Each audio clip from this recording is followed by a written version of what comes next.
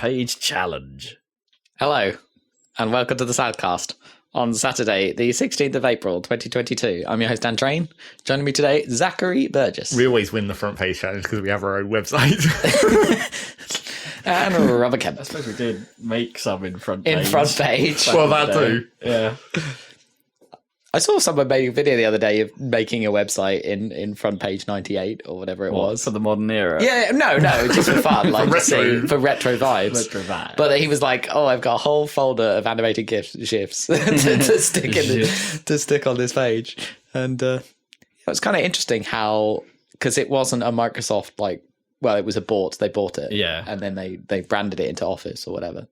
But yeah, yeah, I only remember it from that point. I don't remember front page existing pre-Office. it's kind of interesting that WYSIWYG has completely died. I suppose Squarespace is probably like that, is it? I've never used it. I think it's getting. I mean, This is a podcast, you can tell, because we're talking about Squarespace already. Not sponsored. Not sponsored. But if Squarespace were interested, Yeah, I'm sure they would be. I'm sure they would. They sponsor every other podcast in existence.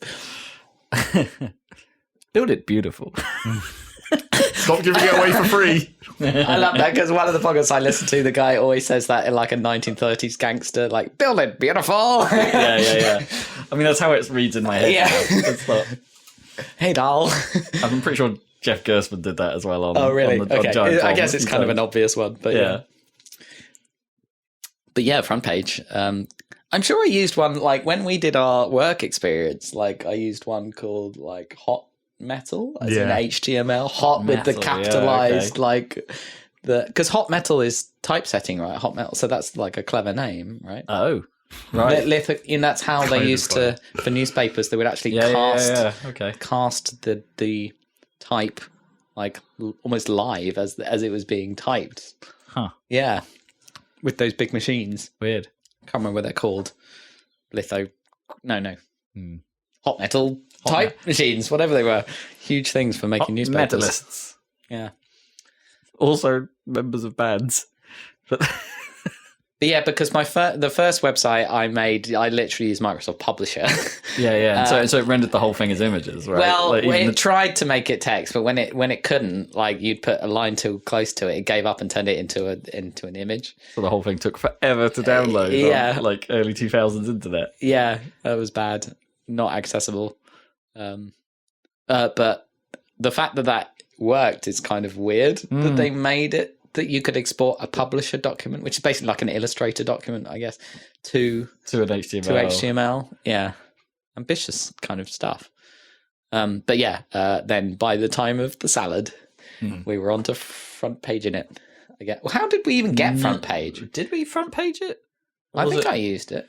No, yeah, I guess the original salad was front page. It wasn't Notepad, that's for sure. I guess it just came with one of us had an Office product, right? Yes, it was Dan, obviously. Yeah, but would it have been? It must have been from a parent's work. Sure, because we wouldn't have bought. Well, it's because we Office. used your dad's downstairs computer. Yeah. To make the salad on. Yeah, but why would it have had? I don't think front page came in the standard package of Office. Did Maybe your dad also have Office, Zach? At one point, everyone had some. I'm not sure. I'm not sure we bought Office. Oh no, or maybe we just got it when we bought our PC. What was the shit that works? Microsoft Works, or was it the shit version, the free thing that came with Windows? Oh, yeah. Well, no, it wasn't even free. You had to buy it. It was just the cheapo Office. Yeah, it was like bad Word and bad Excel. Yeah, I forgot that even existed. Works. Yeah. I mean, I'm seemingly remembering that Dreamweaver actually lasted way longer than Front Page did. Oh yeah, but that was probably way better. But I just never had it. No, something kept Dreamweaver alive. Yeah, you could probably still use Dreamweaver. We'll be surprised if that still exists. Do you reckon? Yeah, someone's keeping it alive, I'm sure. Not Office, not Front Page though. Do you reckon it would install on a modern PC? Was this Dreamweaver? I bet that's probably got some. I don't know. Or even Front Page, or any old Office app, would they install on a modern Windows? Windows, well, it's compatible, isn't it? Yeah, probably. Good point. I guess they don't want you to, because they want you to have Office 365. It'd be hilarious if it understood you were trying to install old Office and it was like, no. Here, have the free app version. Right, yeah. They could probably do. No. Anyway, Just listen to the birds. listening to the birds. The windows aren't even open. No. Speaking about birds, Angry Blackbird's back. Well, I mean, obviously, it's spring. Yeah, she's made her debut today. Oh, really? Yeah, just there were cats in the garden. They were also in the garden. Constant single note peep ensued. Peep, peep, peep, peep, peep, peep, peep, peep, peep.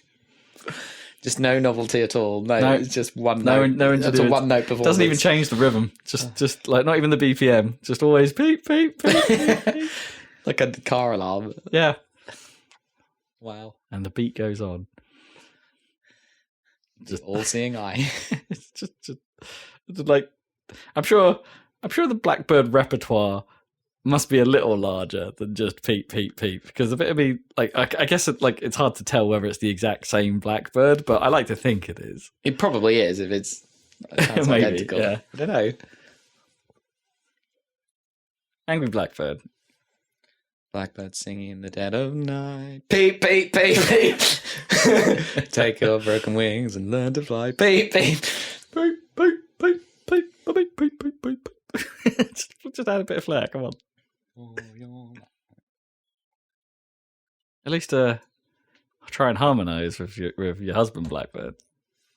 I mean, that... Peep, peep, peep, peep, peep, peep. And then the secret third lover Blackbird like chimes in peep. The adulteress, like the Blackbird on the side. Yeah. Okay. We get a proper chord going.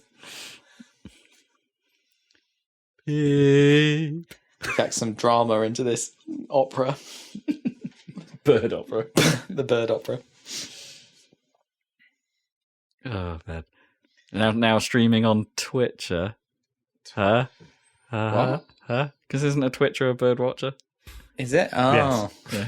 But Twitter is like that sounds more like a Twitter crossover than a Twitcher. a bird watching crossover. So what do we think of the musking going on? God. The muskening. The musketing. Do we give a shit? I mean, no. I think Musk and Twitter deserve each other. That's about as much as we can say. That's probably true. Yeah, that's probably about right. But apparently it's not going to happen, so, you know. Well, not necessarily. Well, okay. Trying, so but they can't stop it. If we're going to have a very brief legal section, I guess. Well, it's not, economic section, I guess. They've implemented the poison pill. The poison pill. Of basically splitting the shares, so everyone... If someone buys over 50% of the shares, you automatically just split the shares in half, so everyone has twice as many, so the controlling shares get fucked up or whatever. Wait, what? That's just a defense mechanism against hostile takeovers, basically. So But of course, so wait, you immediate, but they're still buying the same number of shares, but you've doubled it, so their share, So their controlling stake is lower. Stake ends up being half. yeah, basically. Interesting. But like, How are you allowed to do that? That seems well, because it's a defensive measure against hostile takeovers. Yeah. That's the whole point of it. But of course, that technically in this case, that wouldn't even stop him if he wanted to. He can still totally afford to buy them at twice the price. Yeah, he could. Yeah. totally kid.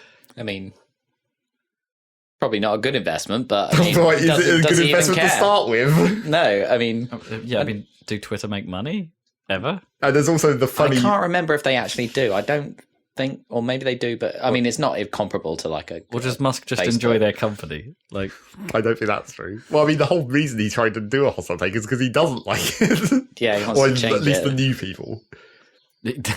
But then there's the funny outcome of this poison pill situation where, like, he could totally buy 15% of the stocks, trigger the poison pill, and then just sell off all his stocks and just be like, fuck you guys, I fucked up your share ratio. And just that's for the fun exactly of the it. sort of thing he would do. Yeah. And also, like, post about on Twitter as well. Yeah, exactly. And in fact, he'd do it. He'd before he even did it, he'd put a Twitter poll, be like, "Lol, should I do this?" Yeah. Man, So, I mean, it's a whole problem for them, I would say. and his wealth is so weird. Obviously, he's the richest man alive, but it is because it's all basically theoretical. It's because of like potential growth of Tesla. It's all about Tesla, right? Because Tesla don't make money either yet, or But they have the potential to be like the new Ford, basically. It still surprises me that Tesla aren't profitable yet, given it's because they pour their money into R&D. And sure, but they're at the point where they're outselling every other car in the UK. Like, yeah, it's the best-selling car. That's step one, though. I mean, almost. They need to be like ubiquitous, like to capitalize on their potential. But they could easily be, right, if they steal a march. Sure. I mean, they may have missed the boat on being ubiquitous because, like the last couple years, suddenly all the EVs have turned up. Yeah. Everyone else has now got them, and they're not bad. But now it's a race to make them more affordable, right? Yeah. I suppose theoretically, which Tesla are actually winning on that front generally for that class of like luxury car. I suppose they get they're ahead. But they need to then get into like mass volume because even their cheaper one is still like basically a BMW 3 Series equivalent, isn't it? It's not a cheap car. Yeah. Oh, it's definitely not a cheap car. No. But I suppose, I mean, I don't know much about it, but I suppose like it's a totally different beast, an electric car to a petrol car. So theoretically, presumably, it could just be a cheaper product ultimately than making a fucking engine, right? Depends how expensive those motors are to make. Yeah, and like all the cost is the battery, isn't it? Yeah. Almost the entire car. Because what tends to happen at the moment, anyway, with the car companies is they're building their EVs and I wouldn't say they're 100% new cars. It's like they've taken an old chassis and they're modified, so they're not the exact same old chassis, but they're based on like Volvo's C40 is based on the XC40, of course, but it's not the same because they already did the XC40 recharge. They did that already, but it's like no, let's take that and let's iterate. Where Tesla have the advantage that they've built from the ground up, and there's a but at least so we can't really do this comparison with Tesla, but like for those guys, for the Volvo in particular, it's about 10 to 15 grand difference just putting that battery in.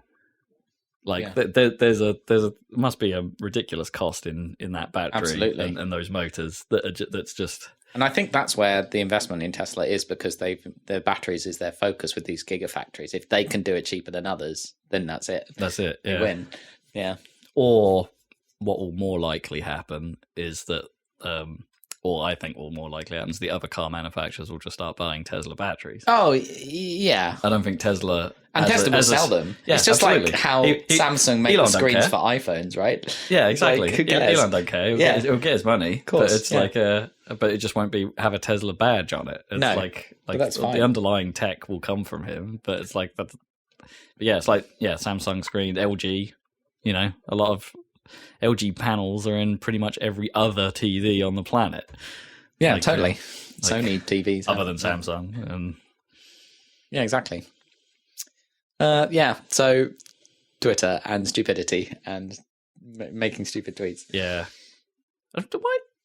Why is he literally angry with the people that run Twitter for some reason? I don't think he's angry. He's just like, I can do this better. Well, it was like the whole upper staff of Twitter just got replaced, right? Recently. Yeah, because Jack Dorsey retired, or did he? Or whatever, however that went down. But like they got replaced, and then there was some like weird, decisions or goals or whatever that they said, and people weren't particularly enthused about. But I'm sure that wasn't really enough to trigger Musk that badly to come into the situation. But then, apparently, like in his, I guess, bid letter that he sent to the Twitter board, he's like, I believe that Twitter can be a social force, but it's not going to do it under your control, so give it to me instead.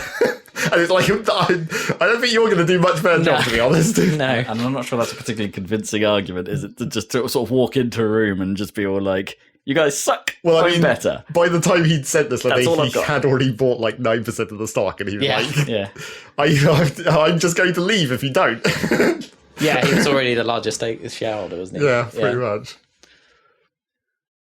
Yeah, I did see one post that described him as the founder of Twitter, like accidentally. There was a missing comma. Oh. So it read like Elon Musk, founder of Twitter, and it's like no, Elon Musk, comma, and founder of Twitter. You were trying to say they're having a fight or something. Oh, I see. Sorry. Feet. Don't trust my feet. Don't trust my feet. No. Important knowledge. I kick Mike's in my sleep, apparently. Technology news. Technology news. We haven't got any video game news. So we have to like talk around the subject. Very quiet couple of weeks on video game news. Yeah. Got a few game announcements. Yeah, got a few. Rattle through them. Monkey Island's coming back. For like Monkey the Island. third time or something at this point, right? Yeah, there's always been fairly... Like, other than perhaps the first batch of games, the gaps between them have been quite massive, because they 3D-ified it at one point. Yeah. Like, That was ages ago, though. yeah, but there was quite a gap between the original Yeah, Monkey there was, Islands, and then they 3D-ified it, like, after Grim Fandango, I guess. Yeah, but And there then was they did one that in the middle. remaster. They back did in the- remasters for the phone, yeah. But there was one in the middle, the Curse of Monkey Island, with the kind of painterly art style. Oh, I don't remember. There was a that one. third one. It looked so the fourth one looked totally different, the 3D one, and like Right. not as good because even though it was 3D, it Sure. didn't have as cool an art style. Yeah. I can believe that. Not that the third one's art style was like faithful to the original, so it was like a new direction, which is fine. But yeah, I can't really. I can't really. that one had visualize the it. really wispy clouds that went around in like paint. Oh, maybe I can. things. Is that the one they've sort of kept for this Return to Monkey Island It looks trailer? kind of that aesthetic, kind of more that way than it's somewhere between that and like the original, although they're super pixely. Yeah. I think, although it's probably close to the remaster like art style they did. Right, on yeah. top Because I was of about to say I the got a graphics. slightly more modern cartoon Yeah. vibe out of this than I Yeah. did there. But yeah, the trailer is literally just. Well, it's just one character, right? Like a ghostly pirate thing, but it gives you a sense of the art style. And whatever that skull thing is, right? Yeah. The kicks. That could be a character. Yeah. But it's Ron Gilbert, right? He's Ron back, and Gilbert. he's like, Ron Gilbert said he'd never make another Monkey Island. And here we are. He needs the cash. Yeah, probably. But, fingers crossed. I think it's a sequel to Monkey Island 2, though. I think they're just retconning. Oh, really? Yeah. I don't think they're going to... I think they'll forget there was a third. I wondered if it was going to like a straight up replacement for 2. The fact that it's just called Return to Monkey Island. It's a replacement for 3. Right. Like they're keeping the first game and LeChuck's Revenge, and I think it's a sequel to that. Huh. Weird. Bit like that weird Superman film that said we're just going to do a sequel to Superman 2. Do you remember? No. That one sank without a trace. But yeah, at one point, this was before Man of Steel and everything. They just made another Superman film, and they just like retconned it, and we're like, we're just gonna. Yeah, it was weird. Yep, I have no idea about that one either. That was pretty forgettable. Apart from the title sequence was really good because it was like a 870s style title sequence or whatever special effects style. I can't even remember who played him. I think it's someone who then became famous. Literally, I think it might even have been like Chris Evans or someone who went on to be. Oh, wow, okay. Went on to Like be super famous. Yeah. It went on to be a Marvel. Captain America. Yeah, Captain America. Yeah. I can't actually remember. Sorry, listeners. I would Google it, but I can't be bothered. You can find that movie. It was a weird Superman movie. You ever play any of the... You guys must have played the Monkey Islands, because I don't think I've played any of them. I did, but even though they're great, I was more into the Tim Schafer. Like, I played more Sam and Max. Sure, Day of the Tentacle. Because I fell on that side as well. I ended up playing more of those. I think they were too hard. I think I got stuck in like in Monkey Island probably, and I didn't look it up on the game FAQs or whatever I had. Or whatever existed at the time. Yeah. Don't know about you, Zach. No, I didn't play any of those. You didn't play them. I didn't play any adventure games apart from eventually Grim Fandango, I guess. I didn't even get much into that. Did you not play through Sam and Max? No. Oh man! I never finished Sam and Max. I got stuck in that. Oh, that's I mean, there's bits where you have to click all over the screen just to find them. Yeah. And there's bits where you have to combine things quite a lot. I think I got to one of those points in the game where it's like I could pretty much go anywhere. Yeah. As far as I knew, anyway, as like a free travel, and it's just like, well, at this point, I actually don't know where to go and what to do. Presumably, I need to do one specific thing to get one specific thing to do one other specific thing. Yeah. But there's just too many possibilities here for me to think through. And it wasn't like a lot of those games of that era. It's like those solutions weren't logically obvious most of the time. They were just they were funny, but they're just the fact that you had to somehow think of the funny didn't really work. Yeah. It's a problem with those that style of game has pretty much always had. Yeah. And I'm not And the more recent attempts at trying to make it an actual logical thing just end up making it easy is the problem. Yeah, it's hard to do. I think Grim Fandango did quite well because you never had to like combine anything like in the inventory or anything. And you wasn't there like one moment where you had to do something there's just like that? one combined puzzle in the whole game. Yeah, literally one. Although sometimes you had situations in Grim Fandango where you used a thing on a thing and it did something, but you didn't know why until much later. Yeah, where it's this thing changed this other item somehow, but I don't know why or what it's going to be used for. Why would he have done that in this context of this? Like the problem with Grim Fandango actually sort of somehow like in Sam and Max, like you kind of sort of believe it's like, oh yeah, they of course they just do random things because they're random. Yeah. So they just totally Max jam just these two unrelated objects together and make something weird with it. But there's something about the context of Grim Fandango that makes you think he'd be a little more logical, a little more measured about his approach. So he'd have two items and he wouldn't just go for no reason before you know what you were trying to do with them. Yeah. I think one day I probably need to maybe try and play that ancient ass Discworld adventure game because apparently that is notoriously ridiculous in its logic. Right. I mean, I remember the Discworld is kind of ridiculous, but not that ridiculous. I remember that being kind of beautiful looking. Well, I mean, with the suitcase, the walking suitcase and everything. But I don't know. I probably saw that at the time. It probably looks like it has now. I don't know. It's one of those things. Like I actually, I mean, I wasn't really going to talk about this proper, but like I was playing some Omega Collection yesterday, and I had that moment where I I don't know. I don't think my PlayStation and my YouTube are directly linked, but like YouTube was suggesting, hey, his Digital Foundry's like breakdown of like of the PS3 version of Wipeout to the Omega Collection and what changed, and it's like, well, maybe I will look at this, and it's like, oh, okay. I thought they actually downgraded some of the stuff in like Omega. Like there was something about my memory was playing tricks on me, and that I looked at Omega and thought it looked worse in some areas compared. And I still think some of that is actually true, but it's actually on the whole, Omega looks better than PS3. So it's like, don't trust your memory when it comes to older games. It plays tricks on you.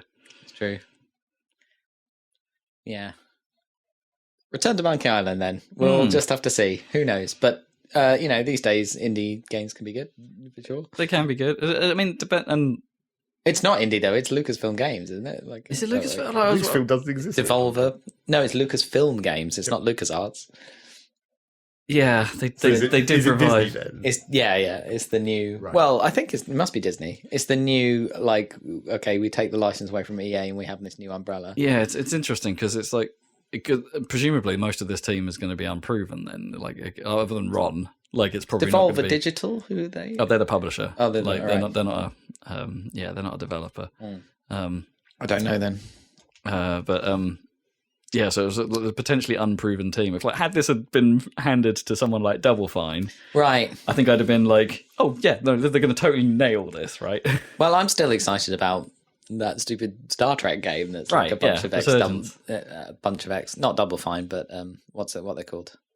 The people that made all the adventure games, Telltale, Telltale people, yeah, Double Fine. I mean, but that's Tim Schafer. He would do his own stuff, like obviously he's not going to do Ron Gilbert stuff. I don't know though. He probably. I think they did get together, didn't they? Yeah. Didn't they work on something together? Like that Kickstarter game, was he involved? Oh, in what that? Broken Age? Yeah.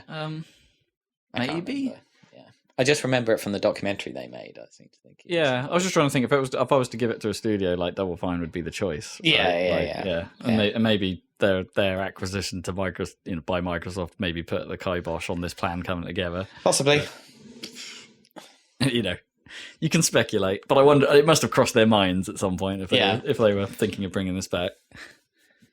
Right. What else is going on? What else is going on? Remake-wise? Remedy. Fine purveyors of campaigns of in action games of Alan Wake and Control and Crossfire X. Yes, they developed the campaign for that. It's weird, and recent. Right. But they're going to go back and remake Max Payne 1 and 2 using their new engine. They're going to do it in the Control engine, basically. And it's a full remake, ground up. And the Rockstar still have the license, and they're like, here's the license and the money. Yeah, totally. Rockstar have just greenlight the whole thing to be like, go for it. Nice. Which I find pretty surprising, actually. Like, I don't know. I guess they never really. I mean, Max Payne 3. They obviously that was a big budget game, right? It was like, yeah. It was they put a lot of work into that, and I don't know that Max Payne 3 actually did what they wanted to in numbers. I think it did fine, but it wasn't exactly Grand Theft Auto. No, and like that didn't quite work. Like, and it changed Yeah. a lot. Didn't it? Really, it's like it had the Max Payne name, but it wasn't really a Max Payne game. I mean, it was in Like- places, but it was like too earnest and like, and you couldn't skip the cutscenes, and it was I don't know, yeah, it wasn't really. I mean, but it was cool in many ways. It's but- it's a very different beast. Like I Yeah, think, like for it's sure. like you can see where it drew inspiration. Yeah. but it's even then it's still quite subtle. Yeah, So it's it makes I think it makes sense for Rockstar to have been like, well, we've got this IP. We might as well hand it back to the original creators if they want to do something with it. Like, I wonder how this went down, right? Did Rockstar come to them and were like, we want to do something with the Max Payne IP, and they're like, well, why don't we just remake the first two? Like, people like that. Yeah. And could be. then, or do you think it was the other way around? Did Remedy be all like, well, we're on a bit of a roll right now. Maybe we should try our luck with Rockstar. Yeah, I don't know. But anyway, either way, it's happening, and I'm excited to go sideways and while shooting twin pistols, Berettas at people. I'm hoping it's risky, but I'm really hoping they go all out. Like use the word remake. Like don't just remaster and retart up the original. Oh, it won't. Like, well, it's a whole different. I mean, engine. they've got to build it from the ground up, but I don't want them to even just do like a Demon's Souls did on I PS5. see, yeah. You see what I mean? Which is so faithful to the original. I don't think they It's can. like no, that's what I mean. I think it Because would those be environments would look weird in a modern game because they don't look like a proper. maybe. Yeah, because they're kind of because it's a third-person game. Like I think there's an they element. were really weirdly proportioned. Like Yeah. the levels. I think there's an element that they'll have to keep from that in order to keep like. Yeah. They'll have to be careful because you want that flow of being able to jump around a doorway and still be able to shoot them. Like the doorways might need to be wider than they normally would be, and things like that. What was the engine? Was it like Quake 3 or something? Like Probably, it might have been Unreal. Oh, maybe. I mean, it's that sort of era. It was probably either Unreal or Quake 3 because those were the two biggies. Yeah, probably. Yeah. Some sort of id tech. Yeah. I get the feeling it was Quakey. It felt Quakey. I think. I don't know. It's hard to say. Yeah. Well, I mean, cool. It's been long enough, so I'm all up for. I know everything's a freaking remake these days, but like Max Payne, fine. Yeah, this is a fun one. I mean, clearly this is an interesting one. the only important thing about it is there has to be a I guess cheat toggle to turn into squinty face Max Payne. To lock the facial animation. Man, did I tell you if that? they get rid of that though, then they've done it wrong, right? He's got to be permanently like, even if they animate it and do proper facial animation, he's just got to have that slight, like, I can't quite see, everything is blinding the entire time look. Or even better than that, just give you straight up low poly model Max Payne. Just toggle it into the old model. That would be pretty funny. Did I tell you guys that like? Because the Max Payne's original face is just basically a photo of the producer of the game, Sam Lake. Yeah. And I've got a friend at work called Sam Lake, and he's a comedian. And I was like, look, Max Payne is back. And he was like, hilariously, I know about this already because someone mistakenly DM'd me on Twitter about it, thinking I was Sam Lake, but I am in fact Sam Lake. I mean, that's the risk of having your Twitter name will probably be at Sam Lake. I think he's got at Sam Lake, yeah. Yeah. It's better than being at Will Smith, then you're in trouble. That poor guy. Is it the tested guy? Yeah. Right? Yeah. And he was like watching the Oscars and was like, oh shit. That's quite funny. Oh dear. But the meme torrent was entertaining. Torrent. One of the best one of those like Will Smith memes I saw was like someone had remade that scene in like an old wrestling game. Oh no! Because not much effort for that. No, exactly. It was just like almost all the animations were like right there. You could just have him walk up. Probably the characters were already right there. Yeah. Someone had already done that in the old engine. Probably. That was pretty good. Obviously, they changed it after that moment, and it went into straight up like body slams. But because what else are you going to do with a wrestling engine? conclusion. Kingdom Hearts 4. I thought we were done.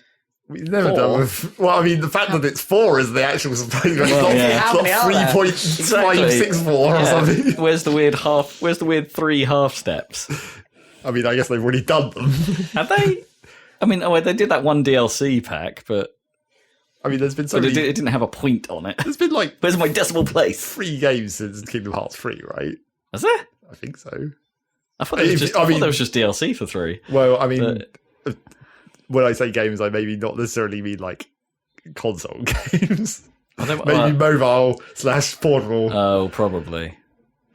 I mean, I think the release of 3 was accompanied with another one of those collection packages with a crazy ass title. Yes, naturally. I think that was the one that ended up on services like Game Pass and things. But also, like, probably those games weren't even, like, in an order, because that's also how Kingdom Hearts works. Just because it's the next numerical sequence doesn't necessarily mean it's in time the next one. I think they did kind of rectify that at one point. So it's like if you play like one of the modern collections, they are actually presented in sequence. But the names are still weird. Yeah. Well, the names are insane. Yeah. Well, yes. So insane that I have a hard time even trying to guess what they were. Like Kingdom Hearts 2. Dream Drop. I remember Dream Drop Distance. Yes, that's definitely one, which is quite tricky. But there was Kingdom Hearts 1.5 HD Remix Turbo Championship Edition. Not quite. But there was like 364 over 2 or something. Oh yeah, there was a fraction. Japanese love their fractions. They love their fractions. But yes, now we just have 4, apparently. Although I don't know, does it have a subtitle? I haven't actually seen the actual... No, they haven't said a subtitle, I don't think. At least not from what I've seen. Oh yeah, anyway. No. But they didn't with 3 either. 3 was just 3. And then all the other stuff related to 3 got the subtitles. Yeah. All the DLC got subtitles. I think there might have actually only been 1 DLC for 3. I'm thinking about it. Anyway, don't care. It's Kingdom Hearts. It's madness. As you can tell, we know a whole lot about Kingdom Hearts. It's mad. It's too much madness. I think it's Kingdom Hearts has just got to the point where it just it's like one of those TV shows that has been running for ages, right? It just feels impenetrable. Like, at least with a TV show, you could start from the beginning and see if you get into it. Like, there's something about Kingdom Hearts that just makes me think there is too much. I mean, you probably could start from the beginning and get into it, but the trouble with video games is you're going back to old ass tech, and that is actually getting to the point where it is difficult to go back to nowadays. It's much harder, because you'd have to be going back to the... I don't know if they haven't really done... I think one of them was a sort of remake of Kingdom Hearts 1, right? But not like a full remake. Maybe that 1.5 or something had it in. But yeah, you're talking about like a game that was designed in PS2 era, like mid PS2 era at that. So not just a game, a JRPG. Yeah. Well, action JRPG. Yeah, it's a little different. Fair. So yeah, you could argue it's not going to have aged well. Like I guess I was lucky. Like the only sort of like comparison I think I can make is me and the Yakuza series. Right? Yeah, but that's... But I had a lucky intro because they put out Kiwami and Kiwami 2, which are very different beasts to the original Yakuza 1 and 2. Yeah, they remake.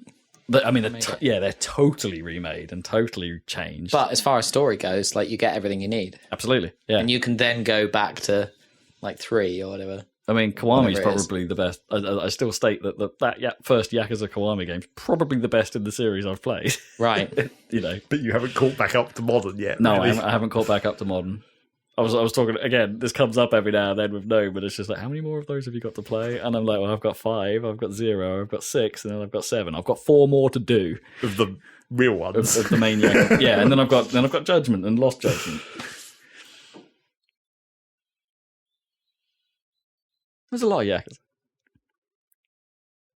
But I wouldn't... But something in my head still says, yeah, Yakuza's not an impenetrable series. You could probably jump in at any point and enjoy them. Like, there's definite callbacks. Sure. Well, I think that's the thing. Like, it seems like in Kingdom Hearts' case, it is just one continuous story, and that's the actual problem. It does just continuously add and build and call back and reference. And rely on previous characters and your nostalgia for those characters. Like, not even just the Disney stuff, like all the Square stuff. Like, it's the new Kingdom Hearts specific Square stuff that it that it leans heavily on, which I think has always been Kingdom Hearts' problem, right? It's like, it doesn't...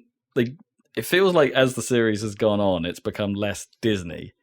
Yeah. And surely that's kind of one of the unique things of Kingdom Hearts, is the fact there's Disney in there. You run out of different Disney worlds to visit. Yeah. it's like you can only go to them once. It's like the Disney is just the set dressing, isn't it? Like for the whatever the hell the story is. I mean, from the very little that we actually know about Kingdom Hearts, I would say one of the major problems with the Square stuff in Kingdom Hearts is they just made a whole bunch of generic Final Fantasy characters, and they're all the same. They all look nearly identical, and even when it's not Sora. Right? Yeah, like it's like, and you think it's like, oh, that's Sora. It's like, no, it's not. It's this other guy. It's just some other dude with a key. What? They got keyblades at least. Yeah, that's about it. I saw that some people are lamenting that the new Sora design doesn't have his clown feet. Yep, because he did have ridiculous shoes. It's fine. You got Smash Brothers for that. Smash Brothers got you back. Apparently. I finally got around to playing Sora in Smash Brothers. Like, I realized I hadn't done that yet. Yep. And it's kind of boring. He's like a really not interesting character. He's just. But that's the point. He was just a normal Smash Bros. Character. Yeah. Which is kind of what you want. Yeah, I suppose. If you're playing the way we play it anyway, and just randomize everything. It's not so impenetrable. Let's keep saying impenetrable. I'm making another one. I guess Kingdom Hearts 3 sold well. Well, they always do fine, yeah. People gotta know, I suppose. The fans gotta know. Yeah. And that's news. Mm-hmm. Wow. Yeah. Okay. Yeah. Weak sauce. Weak sauce this week. No dramatic Activision news. Well, I mean, apparently that lawsuit might just collapse at this point. Well, the lawsuit on Activision might collapse, and the Microsoft buyout might not happen. So both of those stories might turn out to just fizzle out. Why might that not happen? Surely, because well, I mean, the FTC are looking at it, right. and it's looking slightly more possible that they might block it, but still not that likely. I'm not quite sure on what grounds they could. Like, if it was their, presumably this is the monopoly argument, right? And it's like, I don't see it. No. And in any capacity, I don't see it as monopoly. It's like, yeah, they've got Call of Duty. Yeah, they've got some of the biggest video games out there. But Sony still exists, and Nintendo still exists. Yeah. They've got competition. For sure. And they've got strong competition. It's not just a little bit of competition. They've got fucking major competition. Well, I don't think it's necessarily 100% about monopoly any longer, because it sounds like the new FTC chairman or whatever, the new person who's just been put in high up on the FTC, is there are other elements that are not just monopolistic that they can look at, where it's just like, it's basically just like, is this company getting too big? It's not even necessarily monopoly any longer. It's like, would this company actually be better as two separate companies, regardless of the actual internal workings of the company? It's like the whole, we want to break up big tech. Yeah. But surely you want to break up Facebook before you block Activision. Well, I mean, sure, but this merger is ongoing, which is much easier to deal with than having to like. Yeah, true. It's easier to block something that hasn't happened yet than to go into something that's already existing. That's fair. But I can't see. I mean, yes, I'm biased because I'm a bit of a Xbox fanboy. It's known. It's just the way I side. But even with that in mind, I just can't see that much of a downside, right? Yeah, I don't see a problem. Even from that idea, like, are these two companies separate? It's like, no, because Microsoft will be sorting Activision the hell out. Yeah. I mean, I think I'll probably go through. What does FTC stand for again? Federal what Commission? Trade Commission. FTC, Federal Trade Commission. Okay. Yeah. Well, we'll see, I guess. But I hadn't heard that it was off. That would be big news if it was off. I mean, it's not. Yeah. It's not anywhere near to being off yet, and it's still like, it's 6 months away until until it can even happen at all. So and it's like a year away from closing, technically. So it's there's a lot of this to come. But yeah, the Activision lawsuit might just collapse on its own because of weird legal crap that happened with the government. Well, and also surely it's getting. Well, maybe it's pretty messy given the state of it at the moment. I don't think that was actually. I don't think that. I don't think the buyout should affect it. I don't think it did. I don't think that was really part. It was like because they had that stupid second lawsuit from the other government department that came in, and then there was like weird like lawyer crossovers and all kinds of problems, and so apparently it might kind of just collapse on like admin. Yeah, legal procedure, not necessarily the actual content of it. So it's like is there like some variant of like double jeopardy in a way? But like, no, not quite. But do you see what I mean? Like two people, like you sued them twice. You can't do that. No, I think that was fine with those two separate. I think it's more like. Well, I think the most recent thing has been the one lawsuit that already finished that like they settled or whatever. The EOC or something. This not the less important one of the lawsuits of the two. That already got settled, but then I think there was a whistleblower situation where someone from that side was like, "Hey, the legal team on this other side have been doing some shit that they shouldn't be doing, so maybe look into that." Oh, right. So the legal guys might have shot themselves in the foot a little bit. Yeah, at some point, but that's the problem with large lawsuits. At a certain point, they always go down to the pointless minutia to find any possible loophole or outlet they can, because that's just how ridiculously large lawsuits always work. I mean, you look for any possible wedge to push in. I mean, we didn't cover this, but like even after the whole buyout thing sort of was announced and after started, aren't like Activision Blizzard still pulling some nonsense, like because some of the QA team managed to unionize at some point, and they were like, everyone gets a pay rise. Not you, to like the union. And it's like, okay, I'm not 100% sure how you could do that, but they tried it. Further, I don't know where I stand on unions in general, honestly, but like I don't really understand them.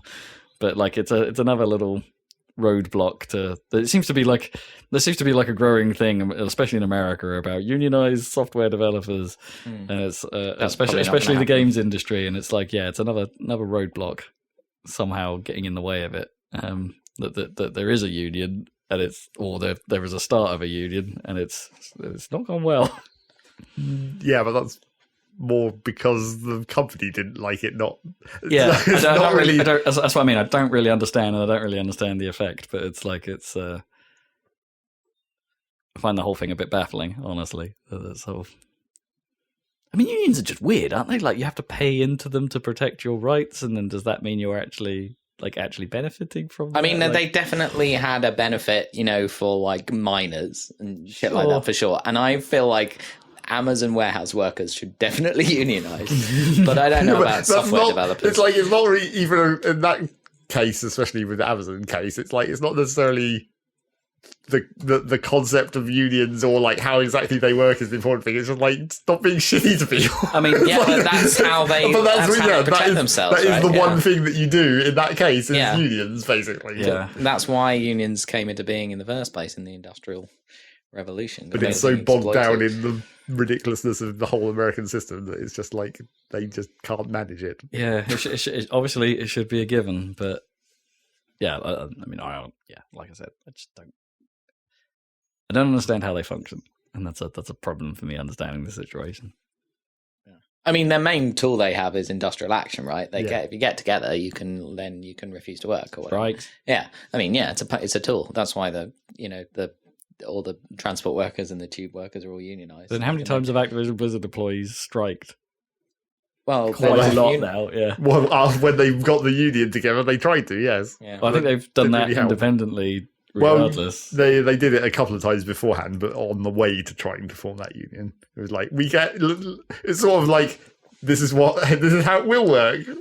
Here's a preview. So, like, if I don't know, this is really basic, but like, if you're controlling a utility, you can really cause, like, if you stop the coal supply for a nation, that's a problem, right? Right. If you stop the transport network for 2 days, that's right. And you've got a lot of power, right? That makes a whole lot more sense for like socially critical components. Exactly. Whereas software. Games? It's like it's going to be delayed. Especially Like, games? That's where like Amazon warehouse workers, if the packages stop flying for 2 days, that's going to be almost like a social problem in these days, right? Yeah, we're getting there. We're getting there. Which is why, they would have the power to improve their conditions if they did that. Yeah. But like, games being delayed. It's not. Yeah. I mean, but then you just have the other half of the equation where it's just like the companies kind of want you to work for them to make money. Yeah, but you just don't want to be exploited. That's the idea. Then, I mean, the flip side, I suppose, is obviously other elements of entertainment have managed this, right? The film industry is full of unions. Yeah, that's a historical thing because it started in the 1920s in the era of unions, right? Full of them. And they were super hardcore exploited at the time. Yeah, exactly. That's it. That's why it was necessary because everything was terrible. Yeah. So I feel like software engineering is largely quite cushy and well paid. Yeah. In general. I mean, I'm not going to lie with that. I'm not going to. I can't defend. I can't say that life is hard doing what we do, but it's true. I mean, it's not easy. But it's not hard in the sort of like in the Dickensian sense. Yeah. Yeah. Like maybe it is in an Amazon warehouse, to be fair, if you can't even take a pee break. I bet it is. Yeah, I bet it's horrible. I mean, crunch has always been the situation that's always talked about in that aspect. Yeah. I'm very when you're getting into the whole point of having contracts and specific work hours and stuff is you can't just start randomly changing things. I mean, I've had late nights. I've had deadline problems in the past. It's fortunately not with who I currently work for. They've been very good, but it happens. It definitely happens. If anyone has ever worked with a live system, it's going to happen. It's you're going to have that call sometime, then it's just I need to work on this right now. Yeah, but don't you have a support contract? Do you get hours for? I mean, we get paid even if nothing happens. I mean, I currently don't. I currently have nothing to do with that side of things. It's but if you need to be on call for production support, it's we get a whole. I don't know, but you get a whole system. Yeah. I mean, I've got previous roles. I got a little bonus, even if nothing happened. Yeah, exactly. There'd be a little bit of just for you being accessible, I suppose. Yeah, and you get loads if you want to do it on Christmas or something. Yeah, exactly. No one wants to be on call on Christmas. Exactly. So you can get triple. Yeah. But that's not how it works with crunch. That's the problem. That's the problem, yeah. Absolutely not. Anyway. Oh, extended that news segment. Yeah. Okay. Well, I guess it's time for what you've been playing. I've been playing Home Electrician Simulator. Oh, yeah. Although not actually, because that is a game. Almost certainly. Yeah, currently, Electrician Simulator is fairly recent. Is it hot right now? Yeah, I would say so. I didn't even know. I tried to rewire a light in the kitchen, because I got 6 of them to do, and I thought I'd have a go at one, and just as a starter. And you got it. I got it eventually, but God, the hour count is probably getting on for 5 for doing this thing, just because it's so goddamn fiddly. Well, it's one of those stupid 12-volt rails, right?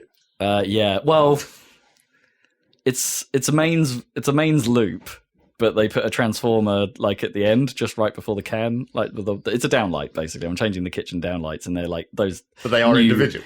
They're individual. Okay. At least the one I've pulled out of the ceiling was individual. Yeah, if you open the other up and those other 5 are on a rail, that would be a surprise. That would be weird. Yeah, but yeah, the one I pulled out was fine. So but yeah, replacing it was actually. I don't know how electricians do that all day. It's so fiddly and so annoying. Just getting the cable to go with I don't know. You have to wire it in parallel, so that means I had to kind of wedge 2 mains cables into the same socket in the thing, and then screw it down, and it's Well, the actual problem with that is always that it's you can't just do it on a desk. Yeah, you absolutely. have to do it in the place that it is. Yeah, because I realised I got a bit of cramp in my leg last night because we were having to go yesterday, and it's I got a bit of cramp on the inside of one of my legs, and it's this is not from the run I did this one. This is from standing on that damn stool, isn't it? Standing up and Noma was saying she did I've got a bit of an achy neck, and it's that's because you had to go and were looking up for a while. Yep.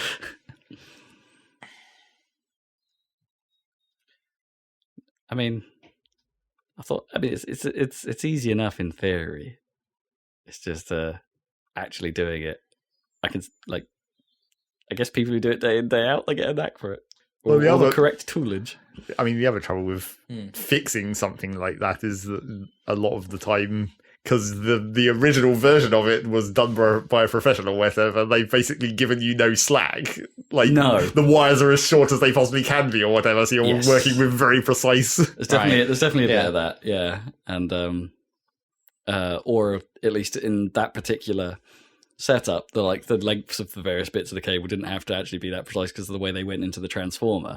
So it's like, and by the time you're then feeding it into something that has a more traditional, like those screw-in wire pluggy bits, it's like, oh, suddenly now all these all need to kind of actually be the same length and correctly clipped and stripped to do just the right amount. Otherwise, they're not going to be able to be angled so they can fit in this damn thing, and then I can close it back up.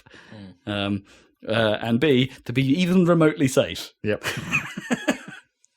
That is, whenever I've been replacing the plugs on the electronic stuff that I look at the shop, it's just like, I mean, it's fine, but you have to be. It's like you have to do it right, because when you're stripping those wires, you have to be like, get this right first try, or it's just going to be continuously cutting more and more wire. Right? And then that happened quite a few times where I was trying to.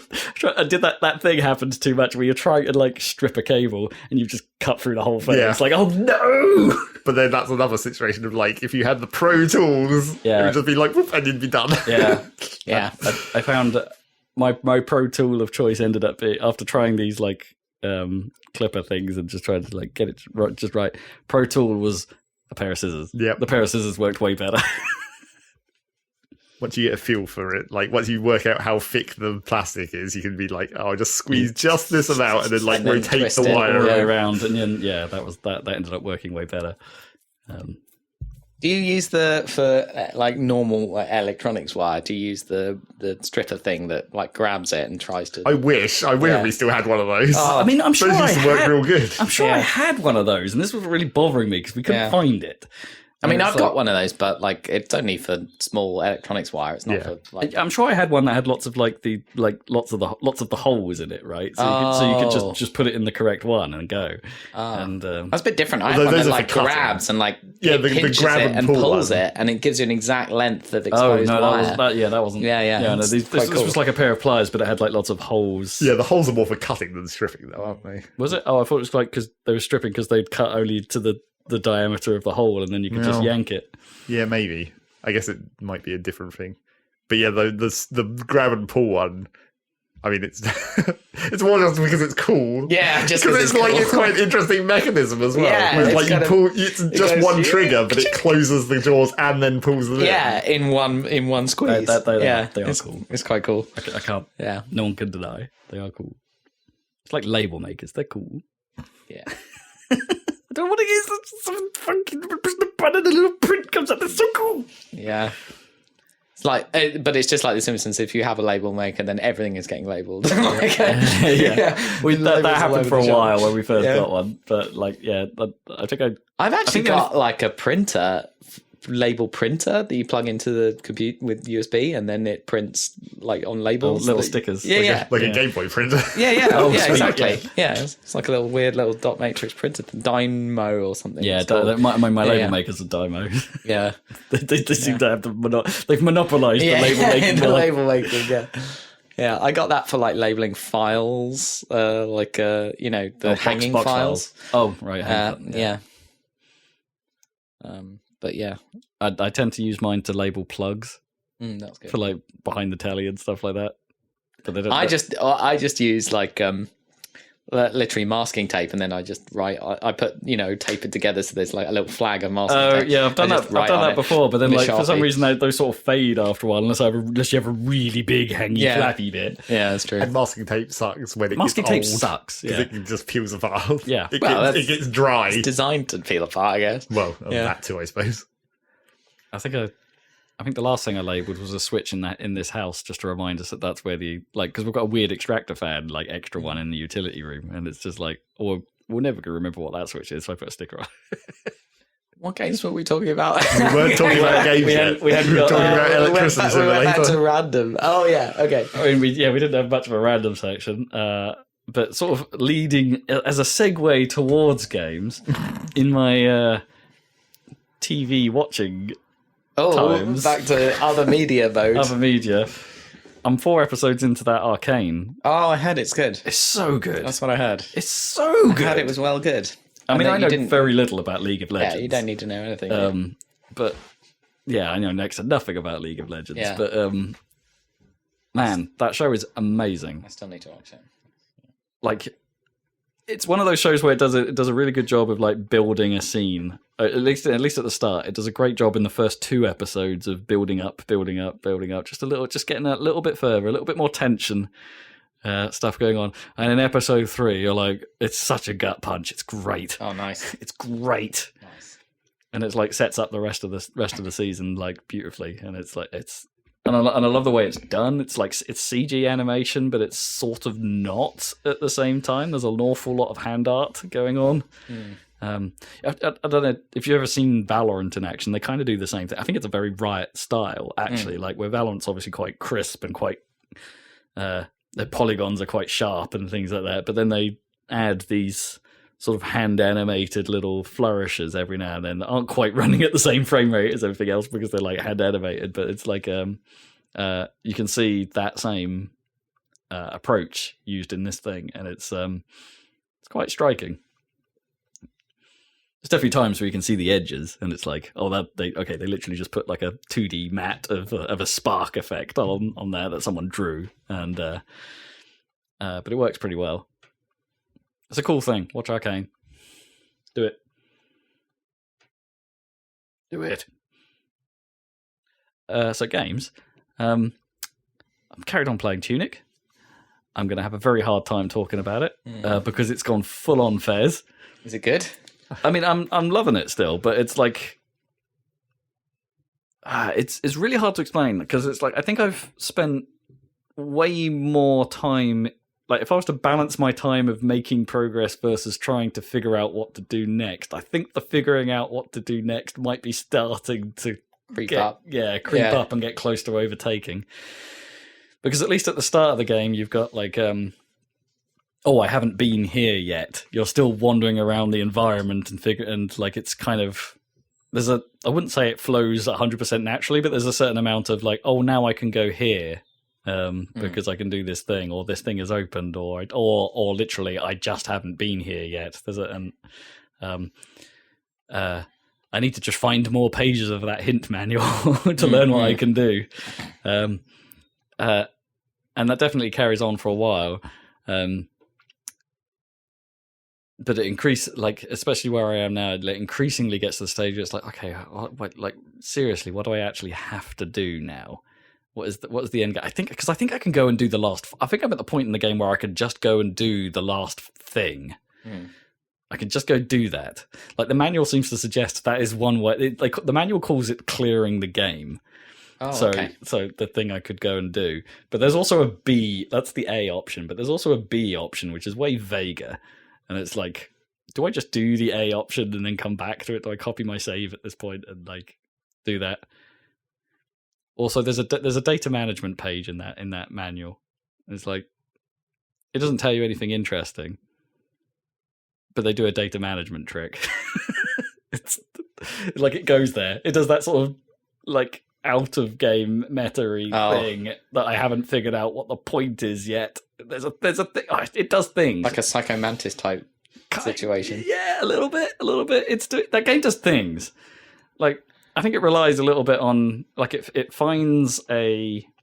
I'm not trying desperately not to spoil this, but it finds a very Fez-like thing that you then end up doing quite a bit to solve a lot of its secrets. There's a lot of them. I mean, there's a lot of them. How much Bible knowledge do you have to have? The classic Fez problem. Well, I mean, I don't even remember that one. Do you not remember that one where it's just like you find the text and you translate it and it's a question and then you have to put in a specific word as the answer, but we didn't get it for ages and we were like, oh, it's some Bible thing, of course. I don't remember that. We actually had to look that up because it was just something we never would have known. How obscure a Bible thing? Probably not. Like medium obscure, I think right. I'd say it was. Blimey. But like, yeah, that level of, I mean, that was the thing about Fez was it had meta things, but they were like more on the optional side in Fez. Like the most meta thing that wasn't optional in Fez probably was like the cube that you get for doing the achievement that tells you how to get it in the achievement. Right. Yes. Yeah. You have to read the achievement, do what the achievement actually tells you to do, and then you get a thing because out you of can it. see the list of achievements. Yeah, and the description of the achievement. Yeah, or you could argue some of the like QRE codey stuff is a little out of game, but that's way more obvious what that was. If you played Fez now, would that work with the current Chivo systems? No, I think it was one of the anti-cubes, but. Well, I count the anti-cubes as being necessary, but like the ones that like that Bible knowledge one was one of the red cubes, and those are strictly not necessary. Oh, right. That's probably why I don't remember. I don't really remember those. Are they like the heart bits of the heart ones? Yeah. So I think the A path you can do without a lot of this stuff. Basically, I think if you were to just do the A path, it would flow a bit more naturally. But if you want to go hardcore, well, I mean, obviously that's which the equivalent of do. the anti. Yeah, you have the regular ending and then the real ending. Yeah, so this is playing out very similar. And it's kind of great. It is pretty great. I just wish I'd like it. I wish I wasn't spending too much time like just like a little bit confused as to like maybe a tiny. I think there was something about Fez where perhaps you knew where. Sometimes you just knew there was a thing about. Well, I mean, the map would always tell you because it's like you haven't cleared this room, so there must be something to do in this room. Right. So you definitely don't get that. You definitely don't get that. You don't get the sort of like you haven't done everything in this room thing in Tunic. There's no equivalent of that. I mean, one of the secrets does actually start filling in a page in the manual, which is nice. So it's because it's one of those things where there's a lot of them. And so it's nice that the manual actually does start checking things off. Right. But that's like the one time it does that. Everything else is... I haven't noticed the manual do anything different other than the map pages actually have your little fox face on them to show you where you are. Unless there's something I'm missing. Like, that's the thing. Like, if these things can change... What else am I missing? What other tricks can the manual do? Is there a trick literally in the viewing of the manual I'm missing? It's like it's one of those games that makes you think about everything that it's doing to be like, I'm clearly missing something.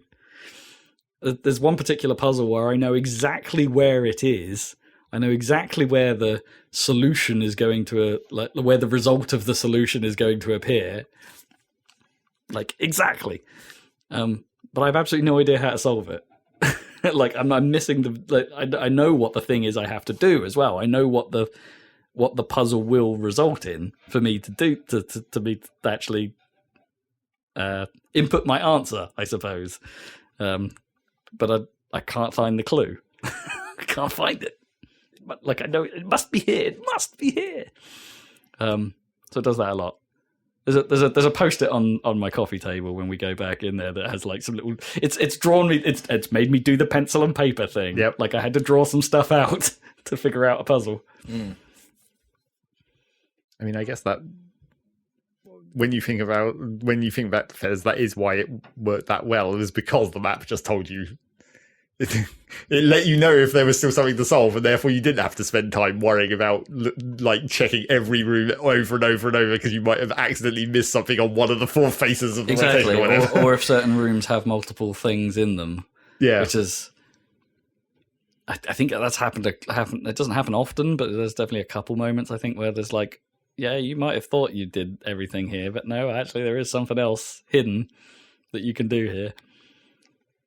I mean, potentially, maybe Tunic could still do that. Maybe it's just like a late game thing where you'll have an unlock or something where it will just be like, if there's something to do in this room, now it will tell you.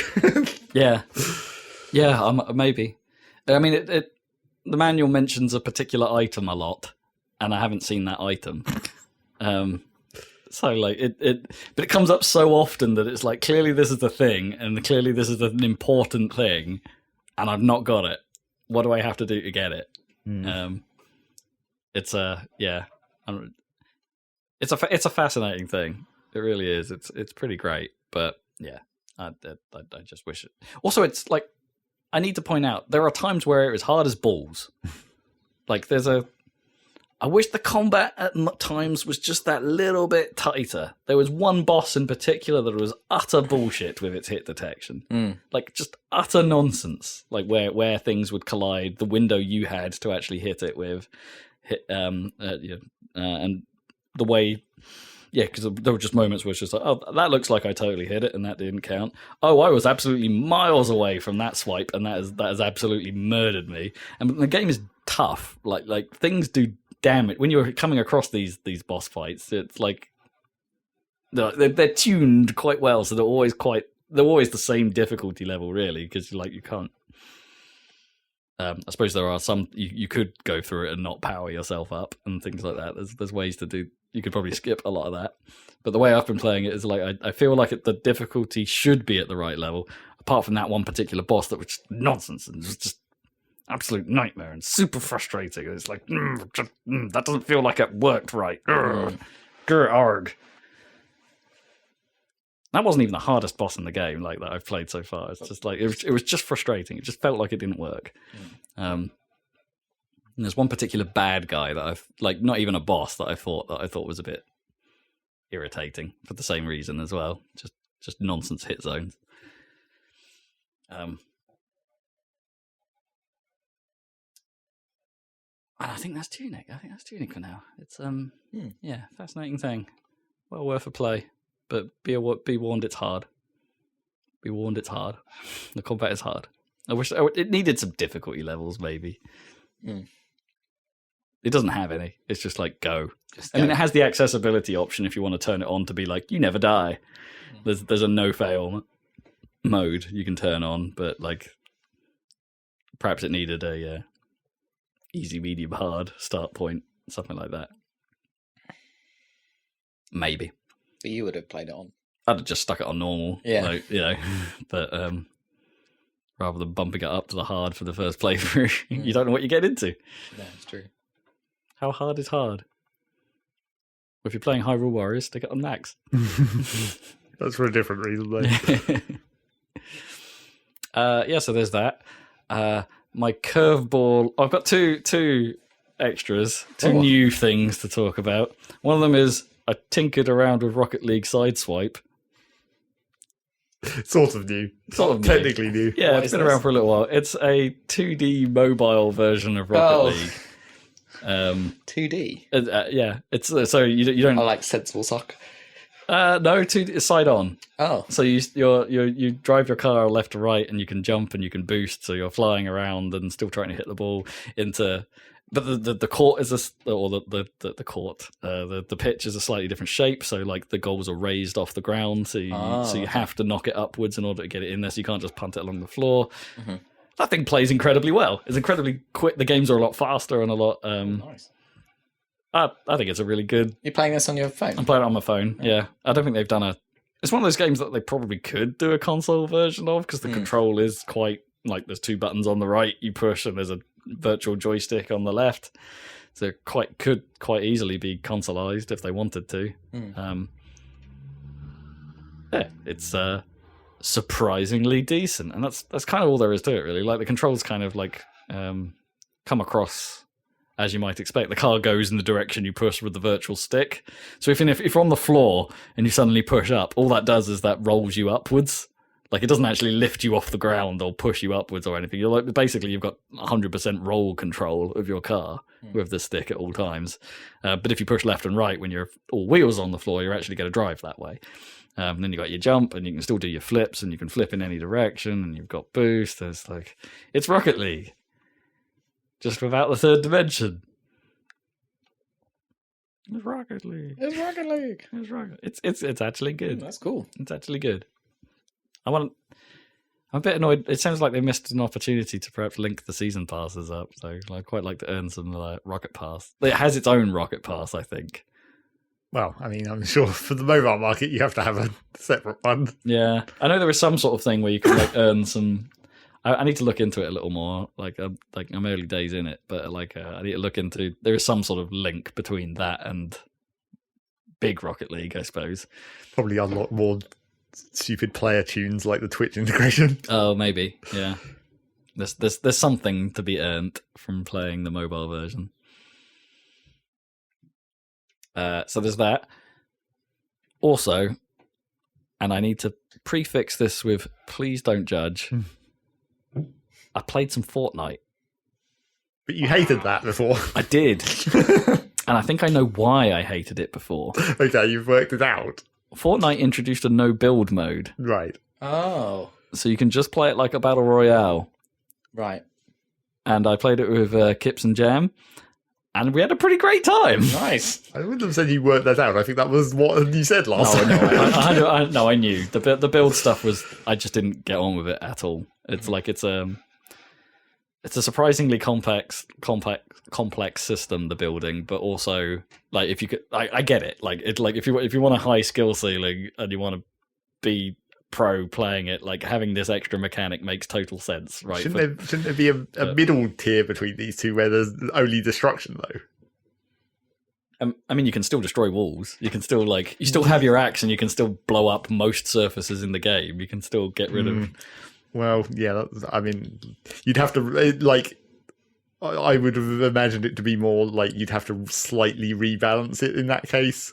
I mean, maybe make maybe the surfaces harder, because the whole point of when you're building them is you can keep building more of them as they get destroyed. Whereas if you can't build any more, you should just make them hard by default. Right. Yeah. Oh, I see what you mean. So you could still build. So you could still hide in buildings, but they would eventually be destructible. Or make the building super expensive or something, so you can't just keep doing it all the time. No, but I mean, if we're trying to get rid of building but still keep the destructibility, I feel like you'd need I mean, I think that's what this is. I mean, that's what that is. But I'm saying, I would have imagined they could have rebalanced it and made it a bit more balanced. Than just being able to pickaxe down walls in like 2 seconds, because that's how. I mean, I think it takes a bit more than that to take out like a brick wall of a building. It takes quite a bit of effort. Or if you've got one of the, I think, newly added tanks, then you could just demolish a building in seconds. But yeah, this was quite a fun little battle royale experience. I think we had the most fun with it while it was like the game puts you through like a training wheels period where you're really only playing against bots. They look like real people, but they're not. Yeah. They're too easy. And it's like we almost had the most fun while it was in that mode, because the world of Fortnite is weird, right? There's strange ass stuff in places, like there's just a racetrack at one point in the damn map, and there are cars just parked on the start line, and you get in the cars and it starts a countdown, and you can have a little race around this track, like in the middle of a battle royale match. It's ridiculous. But because we weren't really threatened, we could go ahead and do that and just have a laugh. And it's Fortnite is weird, but I mean, I think my biggest criticism with Fortnite is that it is outwardly very odd, and then you pick up its guns, and its guns are incredibly dull. Like, it just has, this is an assault rifle. This is an assault rifle with a scope. This is a slightly different assault rifle with a thermal scope. This is a pistol. This is an SMG. Like generic or... Yeah. Like, where's my ridiculous plasma laser flinger? Where's my firework gun? Where's my Red Faction unicorn ass blaster? Or whatever that thing was. It's like the weaponry feels weirdly mundane compared to the rest of the game. And it's like, I guess that's, and on some level that's probably all people really want, is they want to shoot a gun, but it's like there's no like personality to the different. Yeah, because something like Team Fortress is like very important, like all the exactly. I think it's the weapons. It seems like maybe it just hasn't. Maybe it's just shaken out after like however many years this has been running, and like maybe they did have bonkers weapons at some point, but it just feels like completely antithetical to the rest of the game's look and feel, that you just have such dull weaponry. It's weird. Interesting. But I can confirm I had a good time with it while we were playing it. Just keep this no build mode forever, please. Like, don't make it. I don't know if they've Do said. they remove anything from Fortnite? Surely they just add to it. Well, yeah, Fortnite changes all the time. Yeah. Like the map. Well, when it's a game mode, I can imagine that would be possible to keep that a bit more permanently than the constantly changing world. Yeah, no, I hope it stays and it's not just a season thing. Because, this for me, it's made all the difference. It makes it a thing I feel like I can play now. Because I just really wasn't enjoying Fortnite in its build state, in its standalone form. Down with the kids, wow. No. Not really.